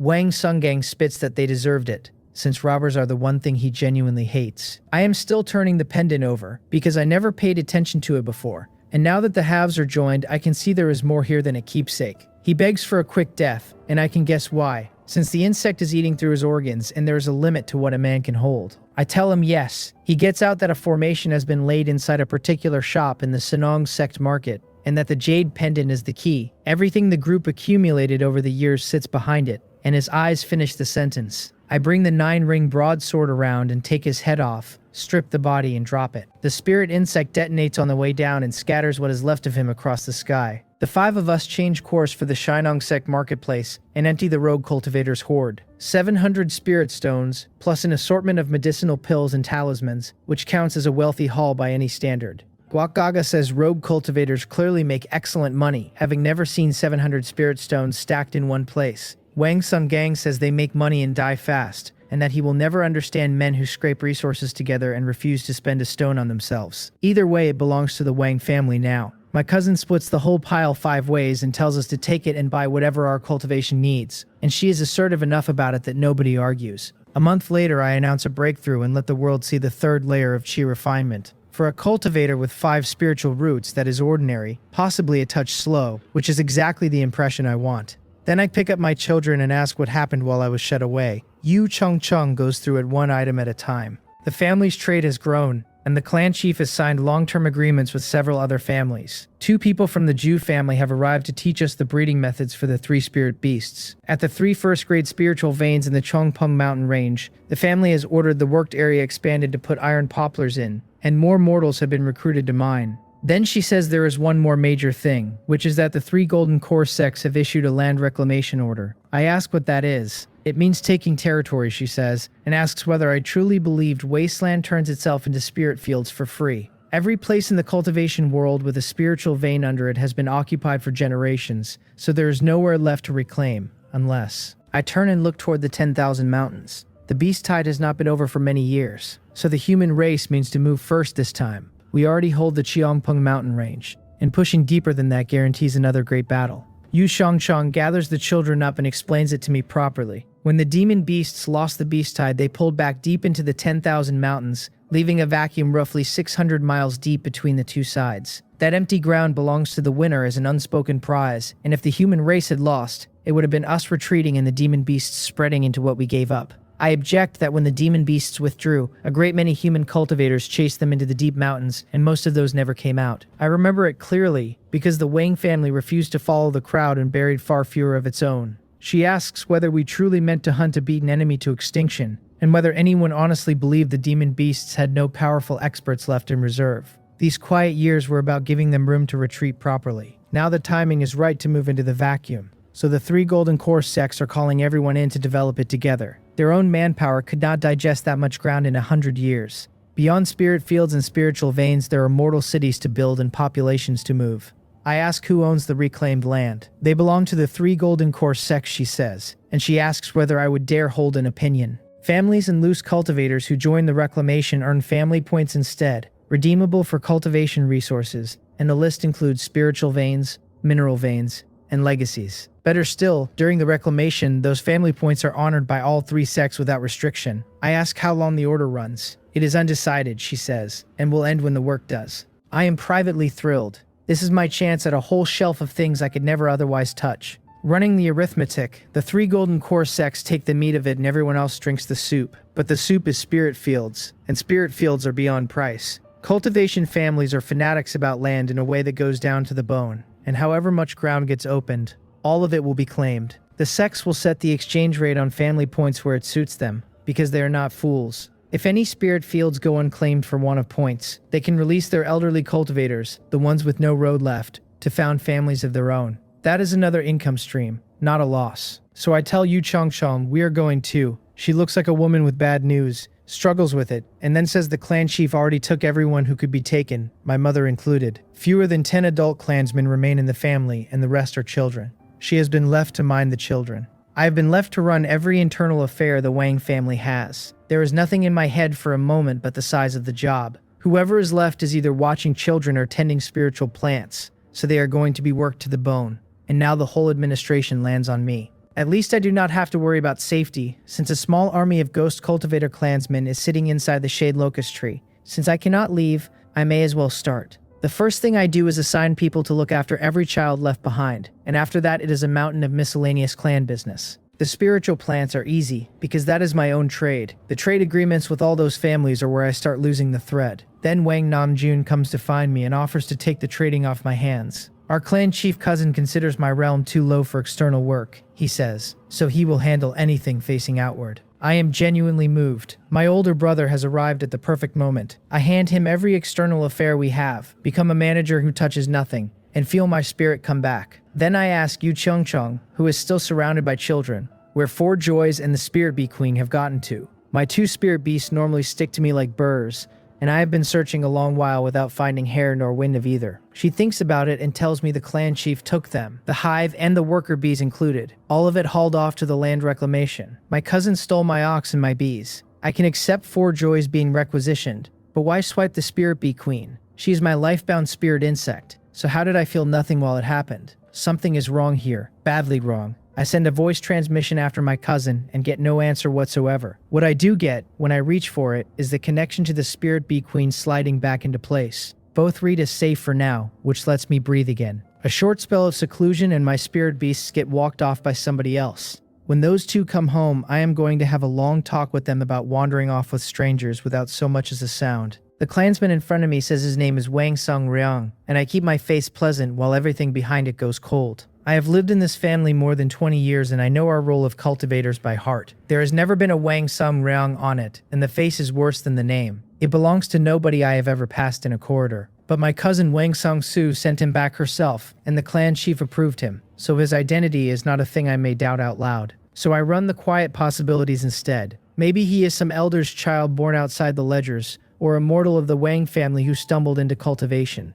He looks about 40 and sits at the 4th level of Qi refinement, so his spiritual root cannot be worth much. Since the clan chief sees no problem, I ask only whether he has any of the 100 arts. He tells me no, then volunteers that he can fight, and that his combat power among his own rank is quite good. Keeping my mouth still takes effort. Good combat power among his own rank buys nothing in a family whose shade locust tree holds several Foundation establishment ghost cultivators.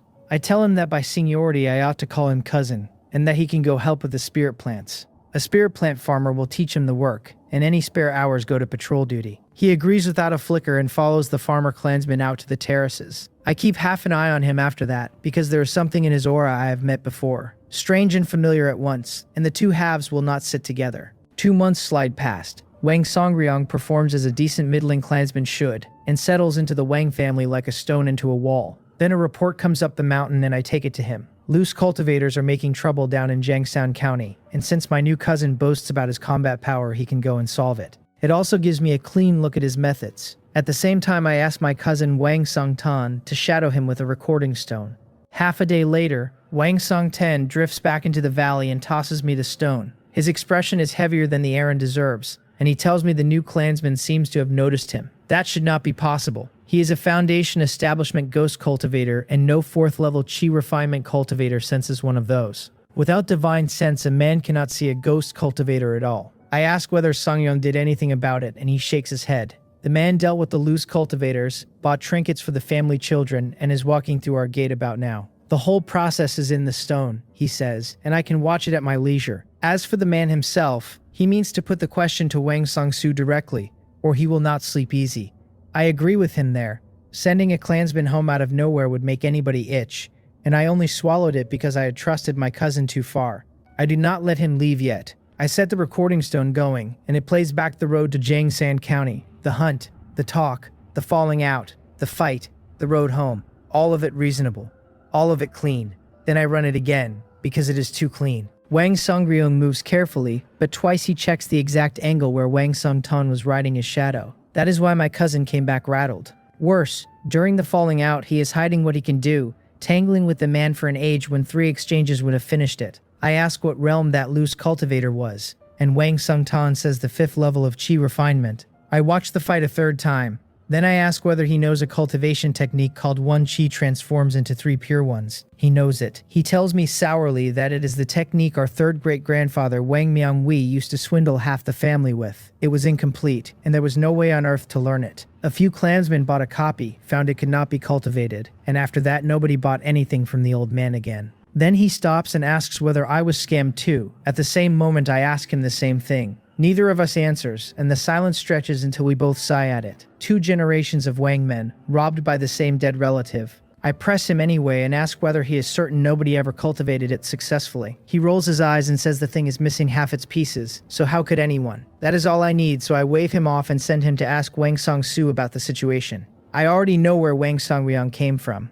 It is a ridiculous answer, but I have a cheat of my own living behind my eyes, so I can hardly object to other people owning things that make no sense. Living that long at chi refinement is not something life-prolonging pills manage. And there was a funeral. I remember the funeral. Faking a death under the noses of Shinong sect cultivators takes a depth I never suspected in the man, and he let me stand there and cry for him while he did it. Deceiving the younger generation. Nothing in this world is what it advertises. What settles it is the technique. In the recording stone, in the middle of that clumsy fight, Wang Sung-ryung uses 1 chi transforms into 3 pure ones. Wang Sung-tan missed it because he never learned the thing. I carried its first layer to perfection, so I know it like my own handwriting. I was angry when I bought that scroll, and only my cheat made it worth anything. But an elder had no reason to fleece his juniors and was never short of spirit stones. So there is only one shape the story can take. He learned it himself. He was fishing for a successor, and the swindle was the net. That reading only occurs to me because the Wang family is a warm place. If we spent our days knifing each other, the thought would never have surfaced and I would have gone looking for revenge years ago. I look at Wang Sung-ryung walking dutifully behind me and my eyes go bright. He came home under a new name so he can come home to a new workload. The capable should do more work. Over the following weeks his duties multiply, and to his credit he never asks why. Wang Sung-tan gets nothing for his trouble, since Wang Sung-soo chases him off the reclamation field with a flea in his ear. On the outskirts of the 10,000 mountains she glares after him, furious that he came so far to question her, then demands of the other clansmen whether today's work is finished. Everything out in the pioneering lands reaches me later, in reports and in my cousin's own telling, so I will set it down the way it happened. On the outer rim of the 10,000 mountains, our pioneering ground is eaten out of the wilderness a stretch at a time. The clansmen follow each spiritual vein, cage whatever demon beasts have not fled, strip the spirit plants, fell the timber, and open new spirit fields. Beyond what belongs outright to the 3 great golden core sects, the family that finds a resource keeps half. That is why every family tears at the wilderness like something starving, and a mineral vein makes a family rich in an afternoon. Mortal cities go up in step with the fields, and a family trading for those spirit fields gets the nearby city as a gift. Wang Sung-soo calls them on to the next spiritual vein. The first vein the Wang family found is finally developed and signed over to the Shinong sect, and what it earned is already being handed down by contribution. She asks Guak Gaga whether there is still no mineral vein. Guak Gaga says thinly that they have scoured 30 miles in every direction and found nothing, so the only hope is the next vein. She has been wringing her brain dry for days. Wang Songgong led his people out some time ago, so Wang Song-su pulls Guak Gaga onto a spirit boat and follows. Wang Songgong has already reached the new vein, a place of tall trees with a scatter of spirit plants between them. He orders a carpet search with every find entered in the ledger. Spirit bees go in first and spread into every corner, and the clansmen come behind them, hunting resources while watching the bees for warnings. They dig 3 feet down and turn out everything the ground is hiding, and all of it goes to the family for unified management. High-quality spiritual soil counts, he tells them, and so do demon beast droppings. Each clansman is to cross-check the ground his neighbors searched. If the sects had not forbidden it, Wang Songgang would have carried the soil itself away by the cartload. He looks at that black earth and sighs over it like a man watching money burn. Once the resources are up, the felling starts and the spirit fields begin. The mortal clansmen travel slower, so the mortal city here will be late. He is not worried about demon beasts, since the ground was checked several times and everything with teeth left long ago. He sends a party to the Sanong sect stronghold to have the hall verified and bring our half home. From here the pace drops, because every spirit field has to be worked over with spells again and again or the weeds come back. Wang Songsu and Guak Gaga land in the middle of it. Wang Songsu tells him to speed up because she has been round the other families and the Jew family is running well ahead. He answers that the Jew family keeps too many spirit beasts and that no amount of labor closes that gap. Nobody who has watched a spirit beast work underestimates one twice. Their own 4 joys turn spirit fields faster than 2 middle-stage chi refinement cultivators between them. And Wang Songsu goes quiet. Then she splits the effort.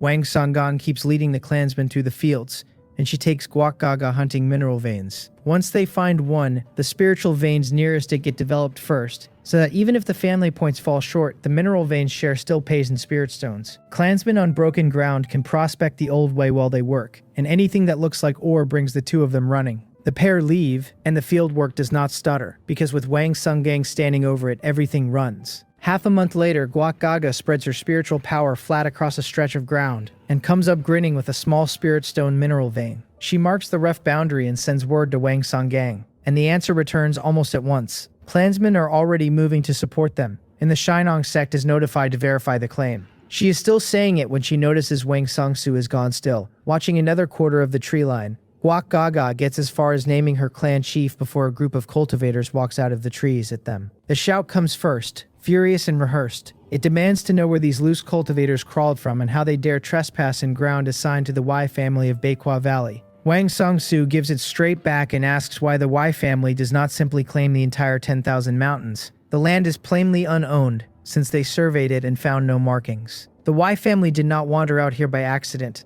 so somebody carried word about the Spirit Stone vein. The sects run one rule only, that whoever hands over the resources splits them half and half, and how they were come by is nobody's concern. So the Y family means to take this ground before the Shinong sect writes the Wang name on it. Wang Sangsu summons her Black Armor King Bug and puts it between herself and them. The elder leading the Y family stops dead. He came expecting 2 loose cultivators. The sort of raised voice moves along, and instead, one of them has just put a spirit insect on the grass. What turns his stomach is the pressure coming off it, which is Foundation establishment and nothing less. He asks which family the cultivator is from, hearing his own mistake as he says it. Wang Sangsu asks whether the Y family has no brains, or is simply that arrogant to seize another family's opportunity without learning whose it was. Her aura comes off her like a door blown open, and the Y family clansmen give ground in a body. He called this Y family pioneering ground a moment ago, so he can produce evidence or they will settle it the other way. Every man he has is chi refinement. The best 9th level and the Y family's 2 foundation establishment cultivators are both within her reach. She tells him to speak. The Y family elder has nothing, because greed walked him out here and pride will not walk him back. He asks again, swallowing his fear, which family the senior comes from. Wang Songsu lifts the token at her waist, lets him read it, and gives him the name to go with it. The Wang family. Wang Songsu.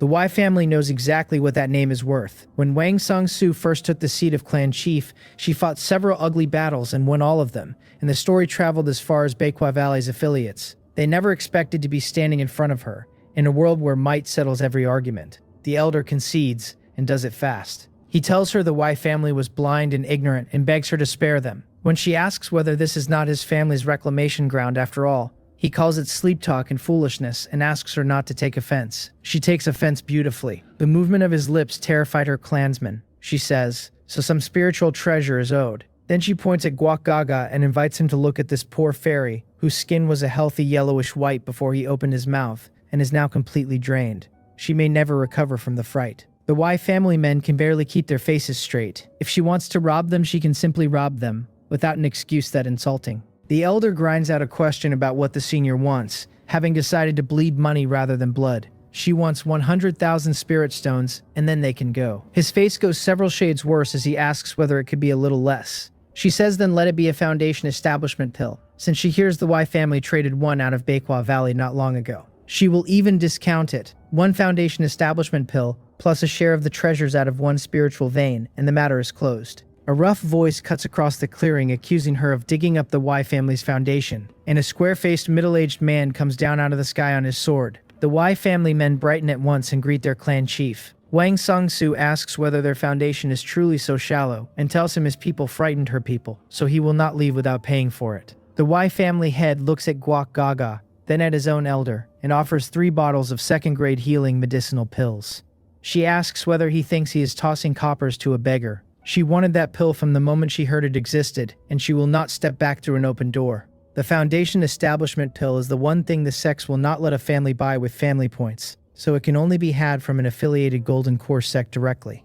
The Shinong sect releases very few. Bakwa Valley, by some arrangement nobody outside it understands, always has an uneven number leaking out year after year. The Y family head's face is grim, because he sees straight through her, and the pill is too important to give up. He asks whether they really have to fight it out. Wang Song-su tells Guak Gaga to step back, and the Black Armor King Bug goes in low and fast at the Y family's Chi Refinement clansman. He throws a spell to stop it and she swats it aside, then orders the insect to kill a few so their clan chief learns something. In one breath it takes the heads off 3 men. They trade blows, he is driven back a step, and now he can only cover his people and keep clear of her. She asks whether he has thought harder about compensating her. He asks whether she truly wants a fight to the death, and she laughs the phrase off. Nobody here is fighting to the death. The Y family came to bully strangers off a claim, and if they had not tried to steal her opportunity, none of this would have happened. He has no answer, so he backs down and asks her to name anything except the foundation establishment pill. One pill most likely means one foundation establishment cultivator, which is the difference between a family that stands and a family that does not. He would sooner destroy it than see it in her hands. She names 50,000 family points instead, since a man who guards something that hard is telling her plainly it is not for sale.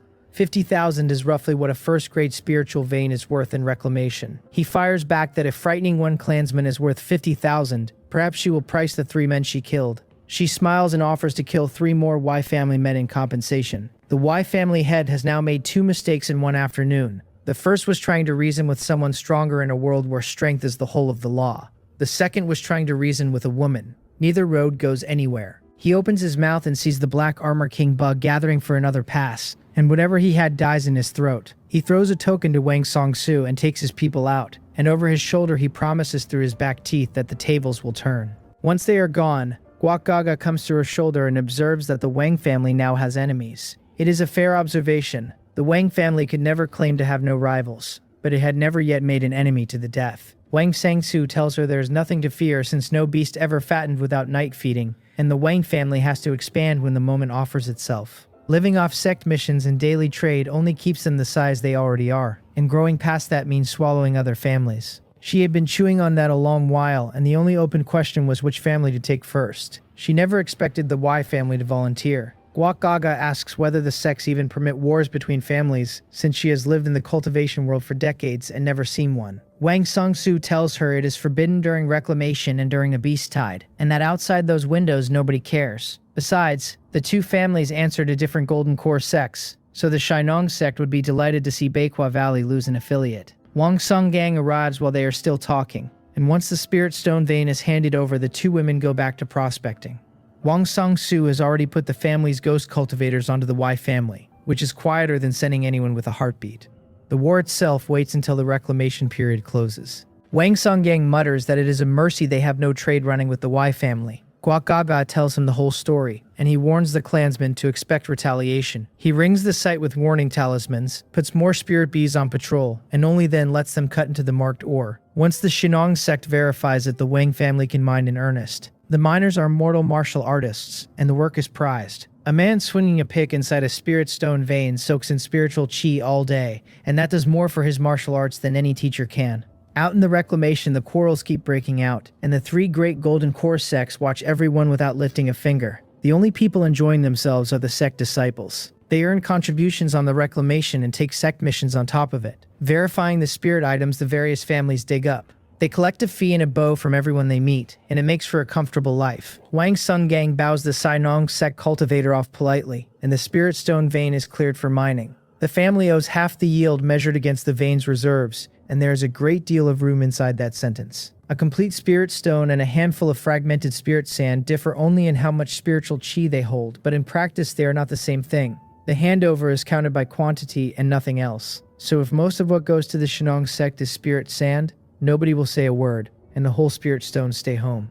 Everything runs to plan, and time slides by the way it does when nobody is watching it. The new year is half spent when I stand in our immortal cave holding my third child, another boy. He is wrinkled and frankly ugly and mine down to the bloodline, which is apparently enough to make a man stupid about a face. Yu Cheong-chung sits up on the bed working through a medicinal pill to mend herself. Wang Songryong reports the cultivation resources distributed to every household and the remainder moved into the treasury. Spirit stones and spirit items have come home in a steady stream, and on Wang Sungzu's instructions every cultivator in the family has been given a share. His work has been drifting closer to the core of the family lately, and that is deliberate on my part. I quietly asked Wang Song-su to verify him a second time, and she confirmed what I already knew. The man wearing that unfamiliar face is my third great-grandfather, Wang Myunghui.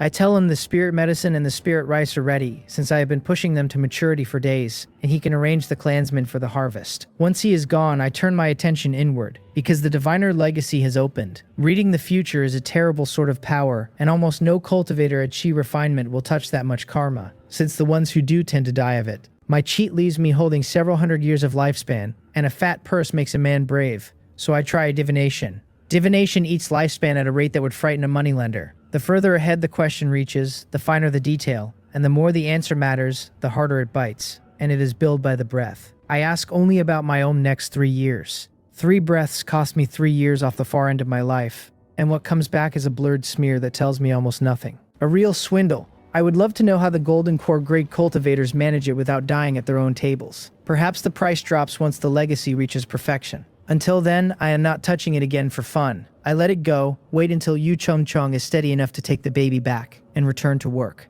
The autumn harvest matters. Besides the spirit medicine inside the Wang family, there are spirit fruits and spirit rice out in the Chongpeng mountain range, and Wang Songryong alone is nowhere near enough hands. I gather every adult clansman still at home and throw all of us at it. Spirit rice goes into storage, and spirit medicine gets packed for sale, and Wang Namjun comes down to help. Wang Myongjun brings me the trade picture, and it is not clean. The Y family at Beihua Valley keeps arriving to make trouble, and several of Beihua Valley's other affiliates who work with us are thinking about walking away.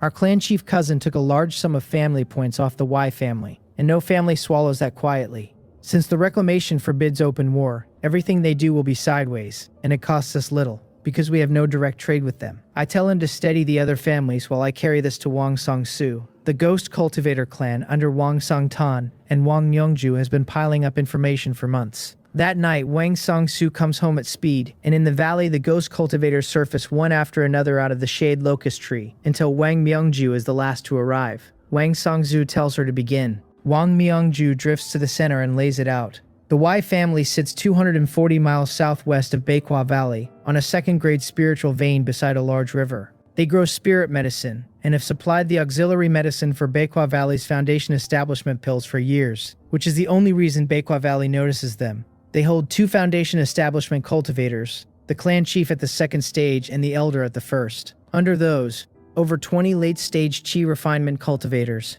over 40 middle stage, over 50 early stage, and close to 1 million mortals. Their strength is ordinary, she says, and that is not the problem. The problem is the foundation establishment cultivator Beihua Valley keeps stationed there year-round to guard the auxiliary medicine, so moving against the Y family means moving through Beihua Valley. Her sources add something useful. The Y family has spent years leaning on that connection to bully chi refinement families and take their resources, which has earned it a long list of enemies. Beihua Valley knows and looks away, because the auxiliary medicine matters more than the complaints. One of the clansmen grumbles that the Y family is no better than a pack of robbers, and that their grab at our spirit mine suddenly makes far more sense. Wang Songzhu asks whether the Beikwa Valley cultivator can be removed as well. Right and wrong stopped mattering the moment the two families became enemies. For the family's sake, the Y family has to go, especially since they have chosen the kind of harassment that never quite bites but fouls everything it touches. Wang Myungju answers that a foundation establishment cultivator out of a Golden Core sect carries too many tricks to be quietly erased, and that Beikwa Valley would notice. Besides, the reclamation period forbids action. Wang Sung-tan proposes a trade war instead, to strangle the Y family into isolation. Leaning that hard on Beikwa Valley buys prestige, but it boxes them in, since they barely deal with anyone else. That is the opening. Buy out the goods of every nearby family, then destroy the Y family's spirit medicine. Then they have nothing Beikwa Valley wants, and nobody with stock to sell them. Wang Song-su answers, irritably, that they would pay Beikwa Valley in family points, and Wang Song-tan asks what happens when those run out. He wants both fronts pressed, interfering with their spirit fields while the ghost cultivators hunt for where the auxiliary medicine grows. I put my hand up at that point, because parts of it will get us killed. Nobody cares about cultivators knifing each other in the dark, but interfering with the opening of spirit fields is the one thing the sects will never permit. And we do not own enough spirit stones to buy out an entire region's surplus, so that plan spends our blood to bruise somebody else's shin. Destroying the Y family's spirit plants, though. That part I like very much. The clansmen pile suggestions on top of it all night. Most are useless and a few are not, and by morning we have a direction. The Ghost Cultivator clan keeps working the Y family spirit plants for intelligence. Wang Myungjun builds cooperation with Beikwa Valley's other affiliates, using the Y family's foul reputation as the wedge and shared profit as the glue, until they stand alone. Through the rest of the reclamation we can test the important spiritual items directly, which is only fair, since they grabbed first. And last, the ghost cultivators begin picking off Y family members who travel alone. Wang Song-su orders that everything except the commercial war stays buried, that the sects must never catch a thread of it, and that every one of us swears to it on an oath talisman. The reclamation grinds on, and the fighting sharpens with it. More spirit fields open, the family points pile up, and Wang Song-su spends nearly all of them at the Shinong sect on second-grade medicinal pills and cultivation resources the clan cannot make for itself. Then she looks at the price of a legacy, and cannot believe it. A second-grade alchemist legacy used to cost 50,000 family points and now costs 150,000, which is 3 first-grade spiritual veins of reclamation work. Even a first-grade legacy has climbed to 80,000.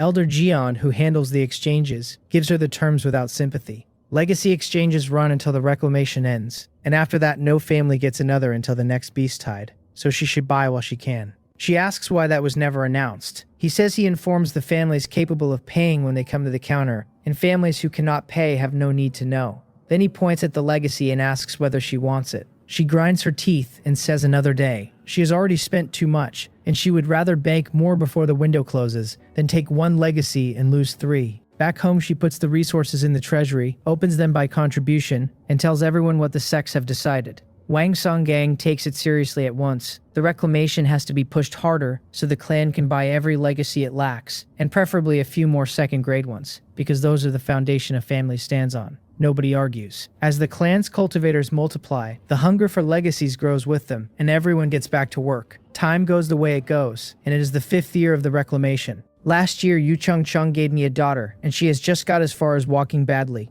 Perhaps my mood did it, because for no reason I can name I opened the Curse Master Legacy at beginner in the same season. I am surprised and I am delighted. Surprised because that door came open faster than it had any right to. Delighted because it hands me a far better answer to the Y family than anything argued in the valley. I want it safe before I use it, so I decide to buy it up. Years of banking have left me holding 2,093 years of lifespan, and I feed them into the legacy the way a smith feeds a forge, shovel after shovel, watching the heat climb. 50 years takes the Curse Master to proficient, 100 more takes it to minor achievement, 200 more to major achievement, 400 more and it stands at perfection. The knowledge lands in my head and settles, and it is uglier than I expected. A first-grade Curse Master is at his worst against Chi Refinement cultivators and Chi Refinement families. He can thin a man's luck, thicken his misfortune, and with patience leave him dead of resentment or dead of nothing anyone can name. Better still, once a curse is laid, not even a Golden Core Great Cultivator can trace it back. It is a secretive, spiteful, effective legacy. The limit is that every major realm above the target strips 90% of the effect away. So I do not stop shoveling. 95 years carries the Talisman Legacy to perfection. The Formation Legacy takes 25 years to minor achievement, 50 more to major achievement, and 100 more to perfection. The spirit insect cultivator legacy was already 65% through beginner, since I worked the hive most days. 3 years put it at proficient, then 18 to minor achievement, 36 to major achievement, and 72 to perfection. Spirit chef and brewer each cost 20 years outright. The diviner takes the worst of it, 50 years to proficient, 100 to minor achievement, 200 to major achievement, and 400 to perfection. Then I sit in the dark for a full day while all of it digests, because that much borrowed memory does not go down in one swallow. Afterward, the panel reads me back like a physician reading his own chart, and I go down it line by line. My name at the top, Wang Nam Nam. My age, 31 years lived, set against a far end that now sits at 158. My realm, the 9th layer of chi refinement, with the road to foundation establishment stalled at 3 parts in 10, and a foundation establishment pill named as the toll I have not paid. My cultivation technique, the Gomak Bangchun Sutra at its 2nd layer, 1% into beginner. Under it the whole rack of what I have learned. The turtle breath concealment art, the soul skill, the spirit rain technique, the golden Jiang sword art, the Young Seo palm technique, then the Vajra Buddha body technique, the falling leaf footwork, the random chopping blade technique, and one chi transforms into 3 pure ones at its 1st layer, perfection. Below that the blazing soul meditation, 16% into proficient, waiting on years I could hand it whenever I choose. Then the legacies, 1st grade every one, spirit plant farmer, talisman master, formation master, spirit chef, brewer, spirit insect cultivator, diviner and curse master, all standing at perfection for the first time in my life. The 2nd grade alchemist, 2% into beginner. My strength has gone up like a wall. The talisman master legacy at perfection means I draw talismans at the highest efficiency the 1st grade allows. Spirit chef and brewer give me better flavor and stronger effects, and something more useful, the ability to invent 1st grade spiritual meals and spirit wines nobody has written down. The formation legacy means every place in the clan that needs a formation can finally have the right one. What I actually treasure are the spirit insect cultivator and the diviner. The spirit bee queen has been carrying more of this family than anyone credits, giving us honey, watching the reclamation grounds, and feeding my body a slow trickle of nourishment besides. If my spiritual root were not the ruin that it is, a life-bound spirit insect would push my cultivation forward on its own. I have wondered more than once whether I should go looking for a few more. The diviner costs blood, and I test it anyway now that it stands at perfection. I spit a mouthful onto the stone and find myself smiling at it. The price has not dropped, it has climbed. 7 or 8 breaths for 10 years off the far end of my life. But what comes back is no longer a smear. I asked about the family, and the family's answer is an ominous reading. Within 1 year, someone strong enough to matter is coming for us. The list of things near the Wang family that could actually hurt us is short. Beyond the sex, there are only other foundation establishment families and foundation establishment loose cultivators. We have never provoked the sex, because the gap is absurd and we have no habit of courting death. Most of the foundation establishment families are trading partners, and Wang Myongjun has kept those relationships warm for years. A loose cultivator might have been offended without our noticing, but none would dare strike a foundation establishment family, because a single man surrounded is a single man dead. That leaves one open wound. Reading the divination, the Y family is almost certainly the answer, and that puts an edge in me because the Y family is weaker than we are. If they are coming, somebody is standing behind them, or the reading would never have come back ominous. I am still turning that over when the news arrives that the 5-year land reclamation order is about to end. Hundreds of families have been carving up the wilderness for 5 years, and the size of what has been opened does not fit in the head. If the sects had tried it alone, they would still be at it a century from now.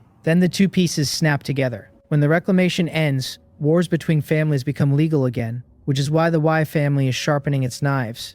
Across those 5 years, the two families never stopped grinding at each other. Worst of all on the reclamation grounds, where every claim turned into a shoving match. Our Ghost Cultivator clan quietly killed more than a dozen Y family members in that time, which cost them origin chi they cannot easily replace. A month or so later, the clansmen start coming home. Wang Sang-su arrives with a mountain of resources and a smile she cannot get off her face. On top of it, the reclamation has bought us 2 more spiritual veins. There is a 1st grade flat vein we name Valley and give over to Spirit Rice, and a 1st grade lake vein we name Amber and stock with Spirit Fish. That settles it. The reclamation is well and truly finished. Her voice carries through the whole Wang family. Every family point has been spent, and anyone with a need should go to the library or the family treasury and claim what they want. The new legacies are a 1st grade artifact refiner, a 1st grade puppet master, a 1st grade beast tamer, a 2nd grade spirit chef, and a 2nd grade spirit plant farmer. The resources include 3 longevity pills and 1 foundation establishment pill. I am running for the family treasury before she finishes the sentence, because I need both of those more than anyone in this clan.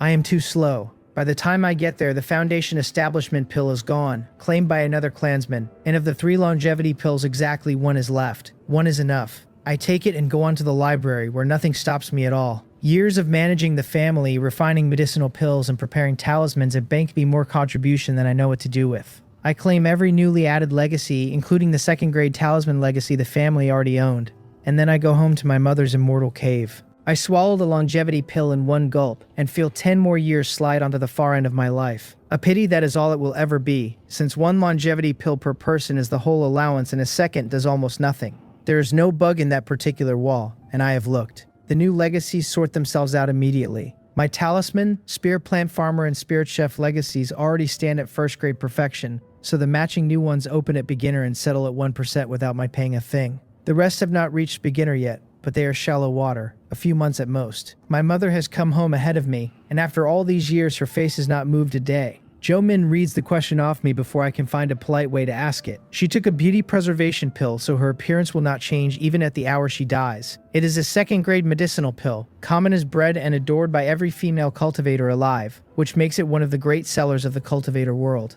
Only the sex hold the pill formula, and they will not trade it. The Wang family asked once and was refused to its face. I ask her how the reclamation years treated her, because letters are letters and there is always a gap in them. She says it was excellent. The clan chief looked after everyone and was generous with contributions, and most who went out came home wealthy enough not to worry for years. The family's resources grew fast enough to keep up, so nobody was left holding contribution they could not spend. Something in the conversation snags though. I cannot see through my mother's cultivation anymore, which almost certainly means she has been working the turtle breath concealment art.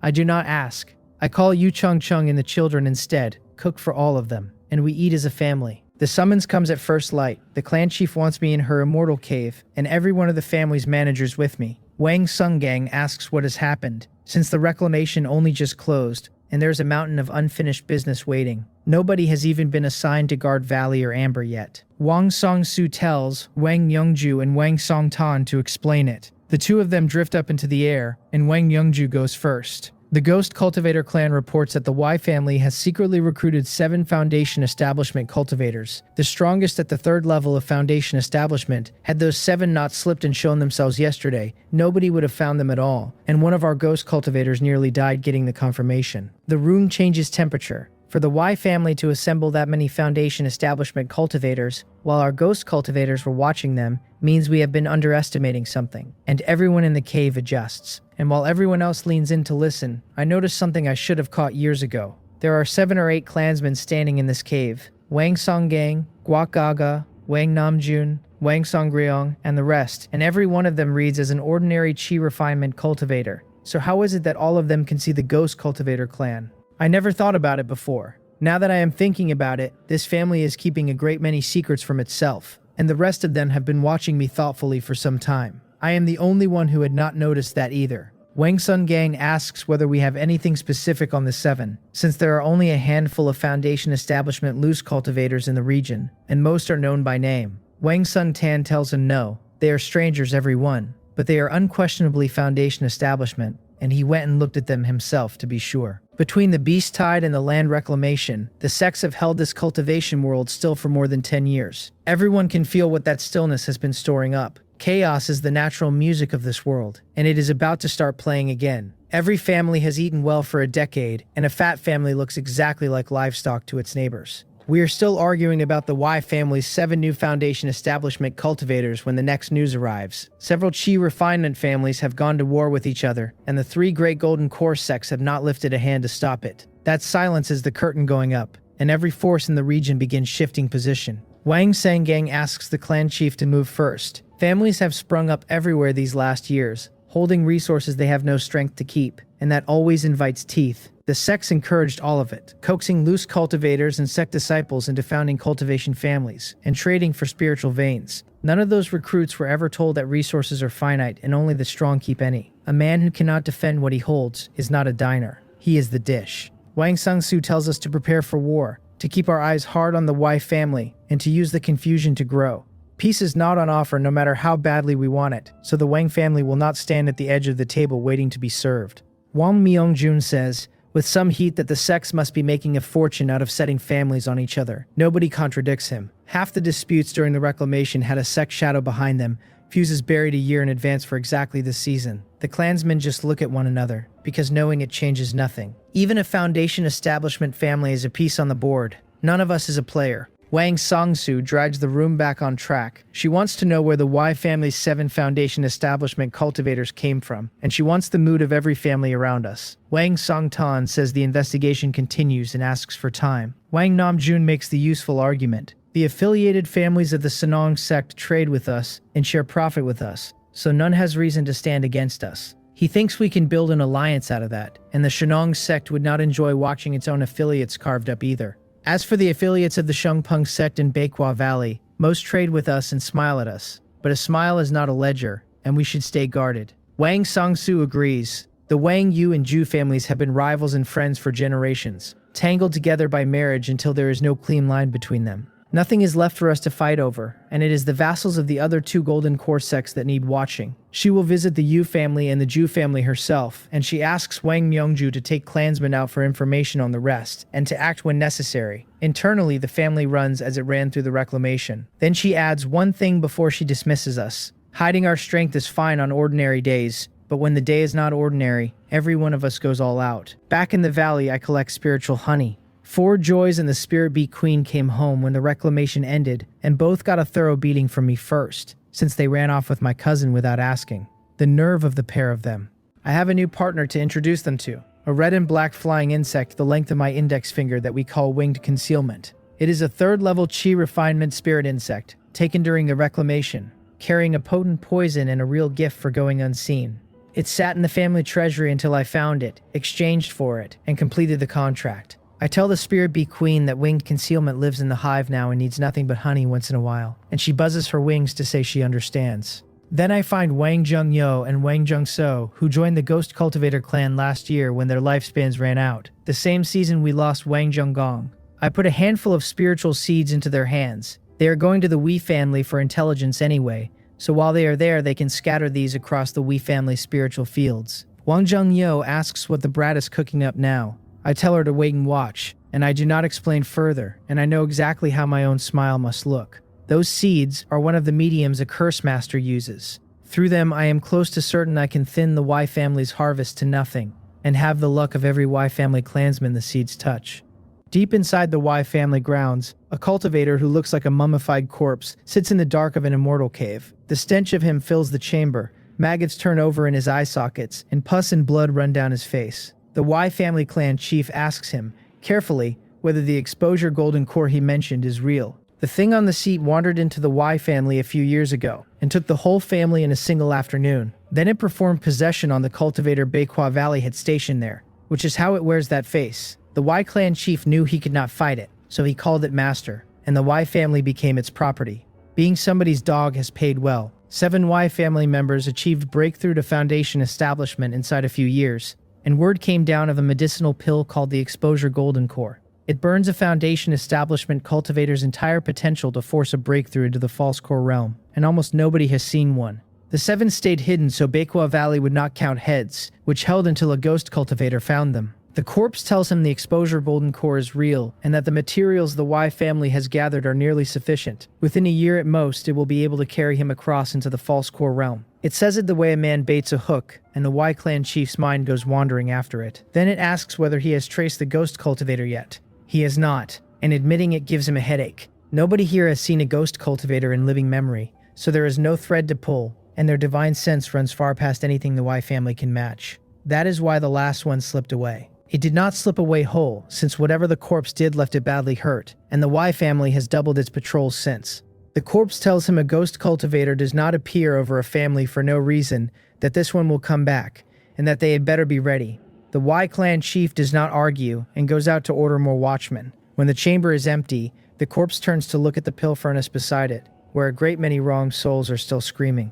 Before Wang Samsu can leave for the Yu and Zhu families, I catch her and ask for a foundation establishment demon beast inner core. The ancient foundation establishment pill formula my second great-grandmother brought home calls for a foundation establishment demon beast inner core alongside first-grade spirit medicine. We have spent years assembling every auxiliary ingredient, and the inner core is the only gap left. I remind her that she promised to handle it, and I hold my hand out. Her face closes. She tells me flatly that she knows I have strength I do not show, but that refining a foundation establishment pill takes a second-grade alchemist, and I am not one. I feel my patience fray. Cannot do it. Nobody knows what he cannot do until he has tried it. I tell her my second-grade alchemist legacy has already opened, and behind my eyes that line reads, 2% into proficient, quietly exactly where I left it. She does not believe me, and I understand why. A man with a high success rate on first-grade medicinal pills is one thing. A man who has begun the second-grade alchemist legacy is something else entirely. She tells me a foundation establishment demon beast inner core is brutally hard to come by, that she will not watch me waste one, and that she certainly will not let me practice on it. If I truly am what I claim, I can prove it by refining some other second-grade medicinal pill first. That gives me a headache because I would love to practice and I cannot.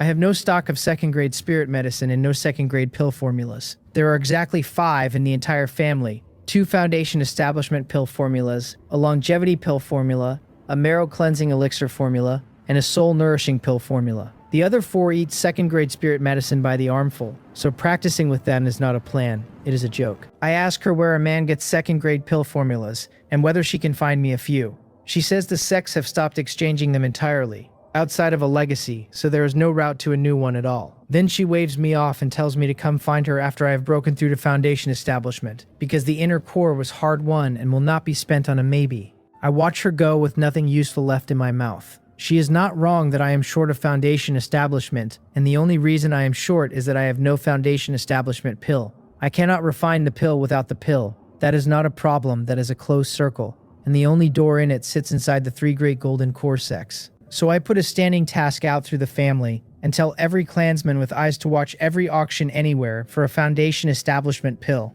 Outside our walls, the cultivation world keeps souring. Families are at each other's throats. Rogue cultivators are blocking roads, and there is fighting in places that had no quarrel a year ago. Even I feel it, and I almost never leave home. What surprises me is that the mortals have started fighting too. Yu Chung Chung comes back into the immortal cave with our child and explains it. It began with those few chi refinement families killing each other, and their mortal households were pushed into fighting over territory as well. I ask whether it has reached us. She says no. Before the clan chief left, she posted clansmen to hold our important mortal cities, and the sight of that made a good many chi refinement families think twice. The trouble is that more families join the fire every month, and sooner or later we will be pulled in. Her own maternal Yu family is already arming. She asks what the sects gain from letting everyone slaughter each other, since the beast tide and the reclamation poured a river of cultivation resources into their hands. It is not remotely enough. What looks like a mountain to chi refinement cultivators is small change to a golden core sect, and squeezing profit out of a war is the point. A great many weaker chi refinement families have already knelt to the sects, sending their gifted children up the mountain and offering resources on top. It is nothing like the beast tide years. Back then, a foundation establishment family could shelter its smaller neighbors. Now they are unsure of themselves, and everyone eyes the same small families for annexation. So the small ones run to the sects, knowing they are ruthless, because ruthless still beats erased. We both sigh at it and let it go, since we are in the same current as everyone else, and pity is not currency. We look after our child, we eat, and neither of us sleeps. At first light, on my way out of the immortal cave, a voice transmission drops into my head telling me to come to the valley. The whole of me goes cold, because nobody sends a message that short over something small. Under the shade locust tree, several ghost cultivators are waiting, and Wang Sungtan's right arm is simply gone, not even a phantom of it left. I ask what happened, because somebody has injured a foundation establishment ghost cultivator, and that should not be a sentence that exists. He tells me the Y family is keeping a demonic cultivator, and that its strength is comparable to the false core realm. Both terms land on me like stones. I know them. Unfortunately, a demonic cultivator is one who uses the human race itself as cultivation resources. Their cultivation technique and heart nature are so far gone that no other cultivator will tolerate them, and nobody denies their power either, since at the same realm they have almost no equals. The false core realm, the half-step golden core, belongs only to cultivators who failed to break through to golden core and did not die of it. It stands stronger than peak foundation establishment and weaker than a true golden core, strong enough to end us. Wang Sung-tan says that if Wang Zhongyou had not been there, he would have truly perished. He looks up at the shade locust tree while he says it. The tree grants a Wang family member one rebirth and no more, so a ghost cultivator who dies is dead in the way that has no door in it. Wang Zhongyou barely got clear herself, and she is the reason the news of the demonic cultivator got out at all. Then his voice turns hard. If we can get that news confirmed, we never have to raise a hand because the sects will burn the Y family down to bare stone for us. It is far better than fighting them ourselves, with the one loss that the Y family's resources will not end up in our hands. I tell him I will build the fire under it, and I start putting the word into every channel we own, especially through the clansmen cultivating inside the Shenong sect itself. Bad news always outruns good news. Within days, the rumor has the entire cultivation world on edge, and the three great Golden Core sects jointly send strong cultivators to the Y family. Wang Songsu rides along with several other clan chiefs as a witness for her family. The Y family clan chief comes out wearing every ounce of grievance he owns, and the moment he sees the sect cultivators, he throws himself flat at their feet. He begs Elder Gang to see justice done. They have grown spirit medicine for Beihua Valley all these years, and even without merit they have toiled honestly. An elder of Beihua Valley cannot stand by while outsiders bully its own subsidiary. Everyone hears every word of it, and then Elder Gang kicks him away across the ground. He asks whether the man has forgotten that the Shenong sect master is a diviner. Without concrete evidence, would the sects and several foundation establishment families assemble here at all? Then he scoffs, waves a hand, and cultivators pour in around the Y family from every side. Since the Y family belongs to Beihua Valley, it is only proper that Beihua Valley leads the purge, and everyone else stands where they were told to stand. Once Elder Gang gives the order, the Y family is already finished. The encirclement closes like an iron barrel, and the Y family members are collected one at a time. Elder Gang tells them to rest easy. The mortal cities and remaining spiritual veins the Y family controlled have gone to Foundation Establishment elders of Beihua Valley, so no demonic cultivator escapes anywhere. One agreeable voice after another praises Beihua Valley's righteousness, and nobody pays the smallest attention to the Y family members roaring behind the lines. Wang Songsu stands on her spirit boat beside white-bearded Elder Li of the Shenong sect, and asks what happens to the Y family's resources. A Foundation Establishment family should have accumulated a great deal. He strokes his beard and laughs. Beihua Valley will take nearly all of it and hand the rest of them pocket money for their trouble, which is fair enough, since none of them really did anything. If fellow Taoist Wang had drawn a weapon, he adds, the share might have looked better. She is opening her mouth to answer when an explosion tears out of the depths of the Y family grounds. Black mist comes rolling out of the breach, visible to the naked eye, and washes over several Beihua Valley cultivators standing too close. Their flesh is gone before they finish falling, and what hits the ground is bone. Elder Li stops smiling and says that will be the false core realm demonic cultivator. Wang Songzu asks whether they can beat it, and cold goes straight through her. A desiccated shape resolves faintly inside the mist, and every instinct she owns starts screaming. Elder Li says the sect leader passed the divination results to Beihua Valley, and Beihua Valley sent exactly these people, so Beihua Valley is confident. He does not get to finish. Dozens of Beihua Valley disciples with second-tier magical artifacts close a ring around the black mist and lock a formation shut over it. From where she watches, the artifacts look like a matched set, and the power coming off them shakes the spirit in her chest. Beams of golden light punch through the mist and it hisses where they land. The thing inside sounds insane, muttering in something no listener can follow. 7 Foundation Establishment cultivators burst out from another quarter of the grounds, and a vast palm swats all 7 out of the air. Following the arm of it up, there is an imposing cultivator standing on nothing at all above the field, and the whole gathering bows and greets the Valley Master of Beihua Valley. He ignores every one of them, looks only at the trapped demonic cultivator, and asks where it comes from.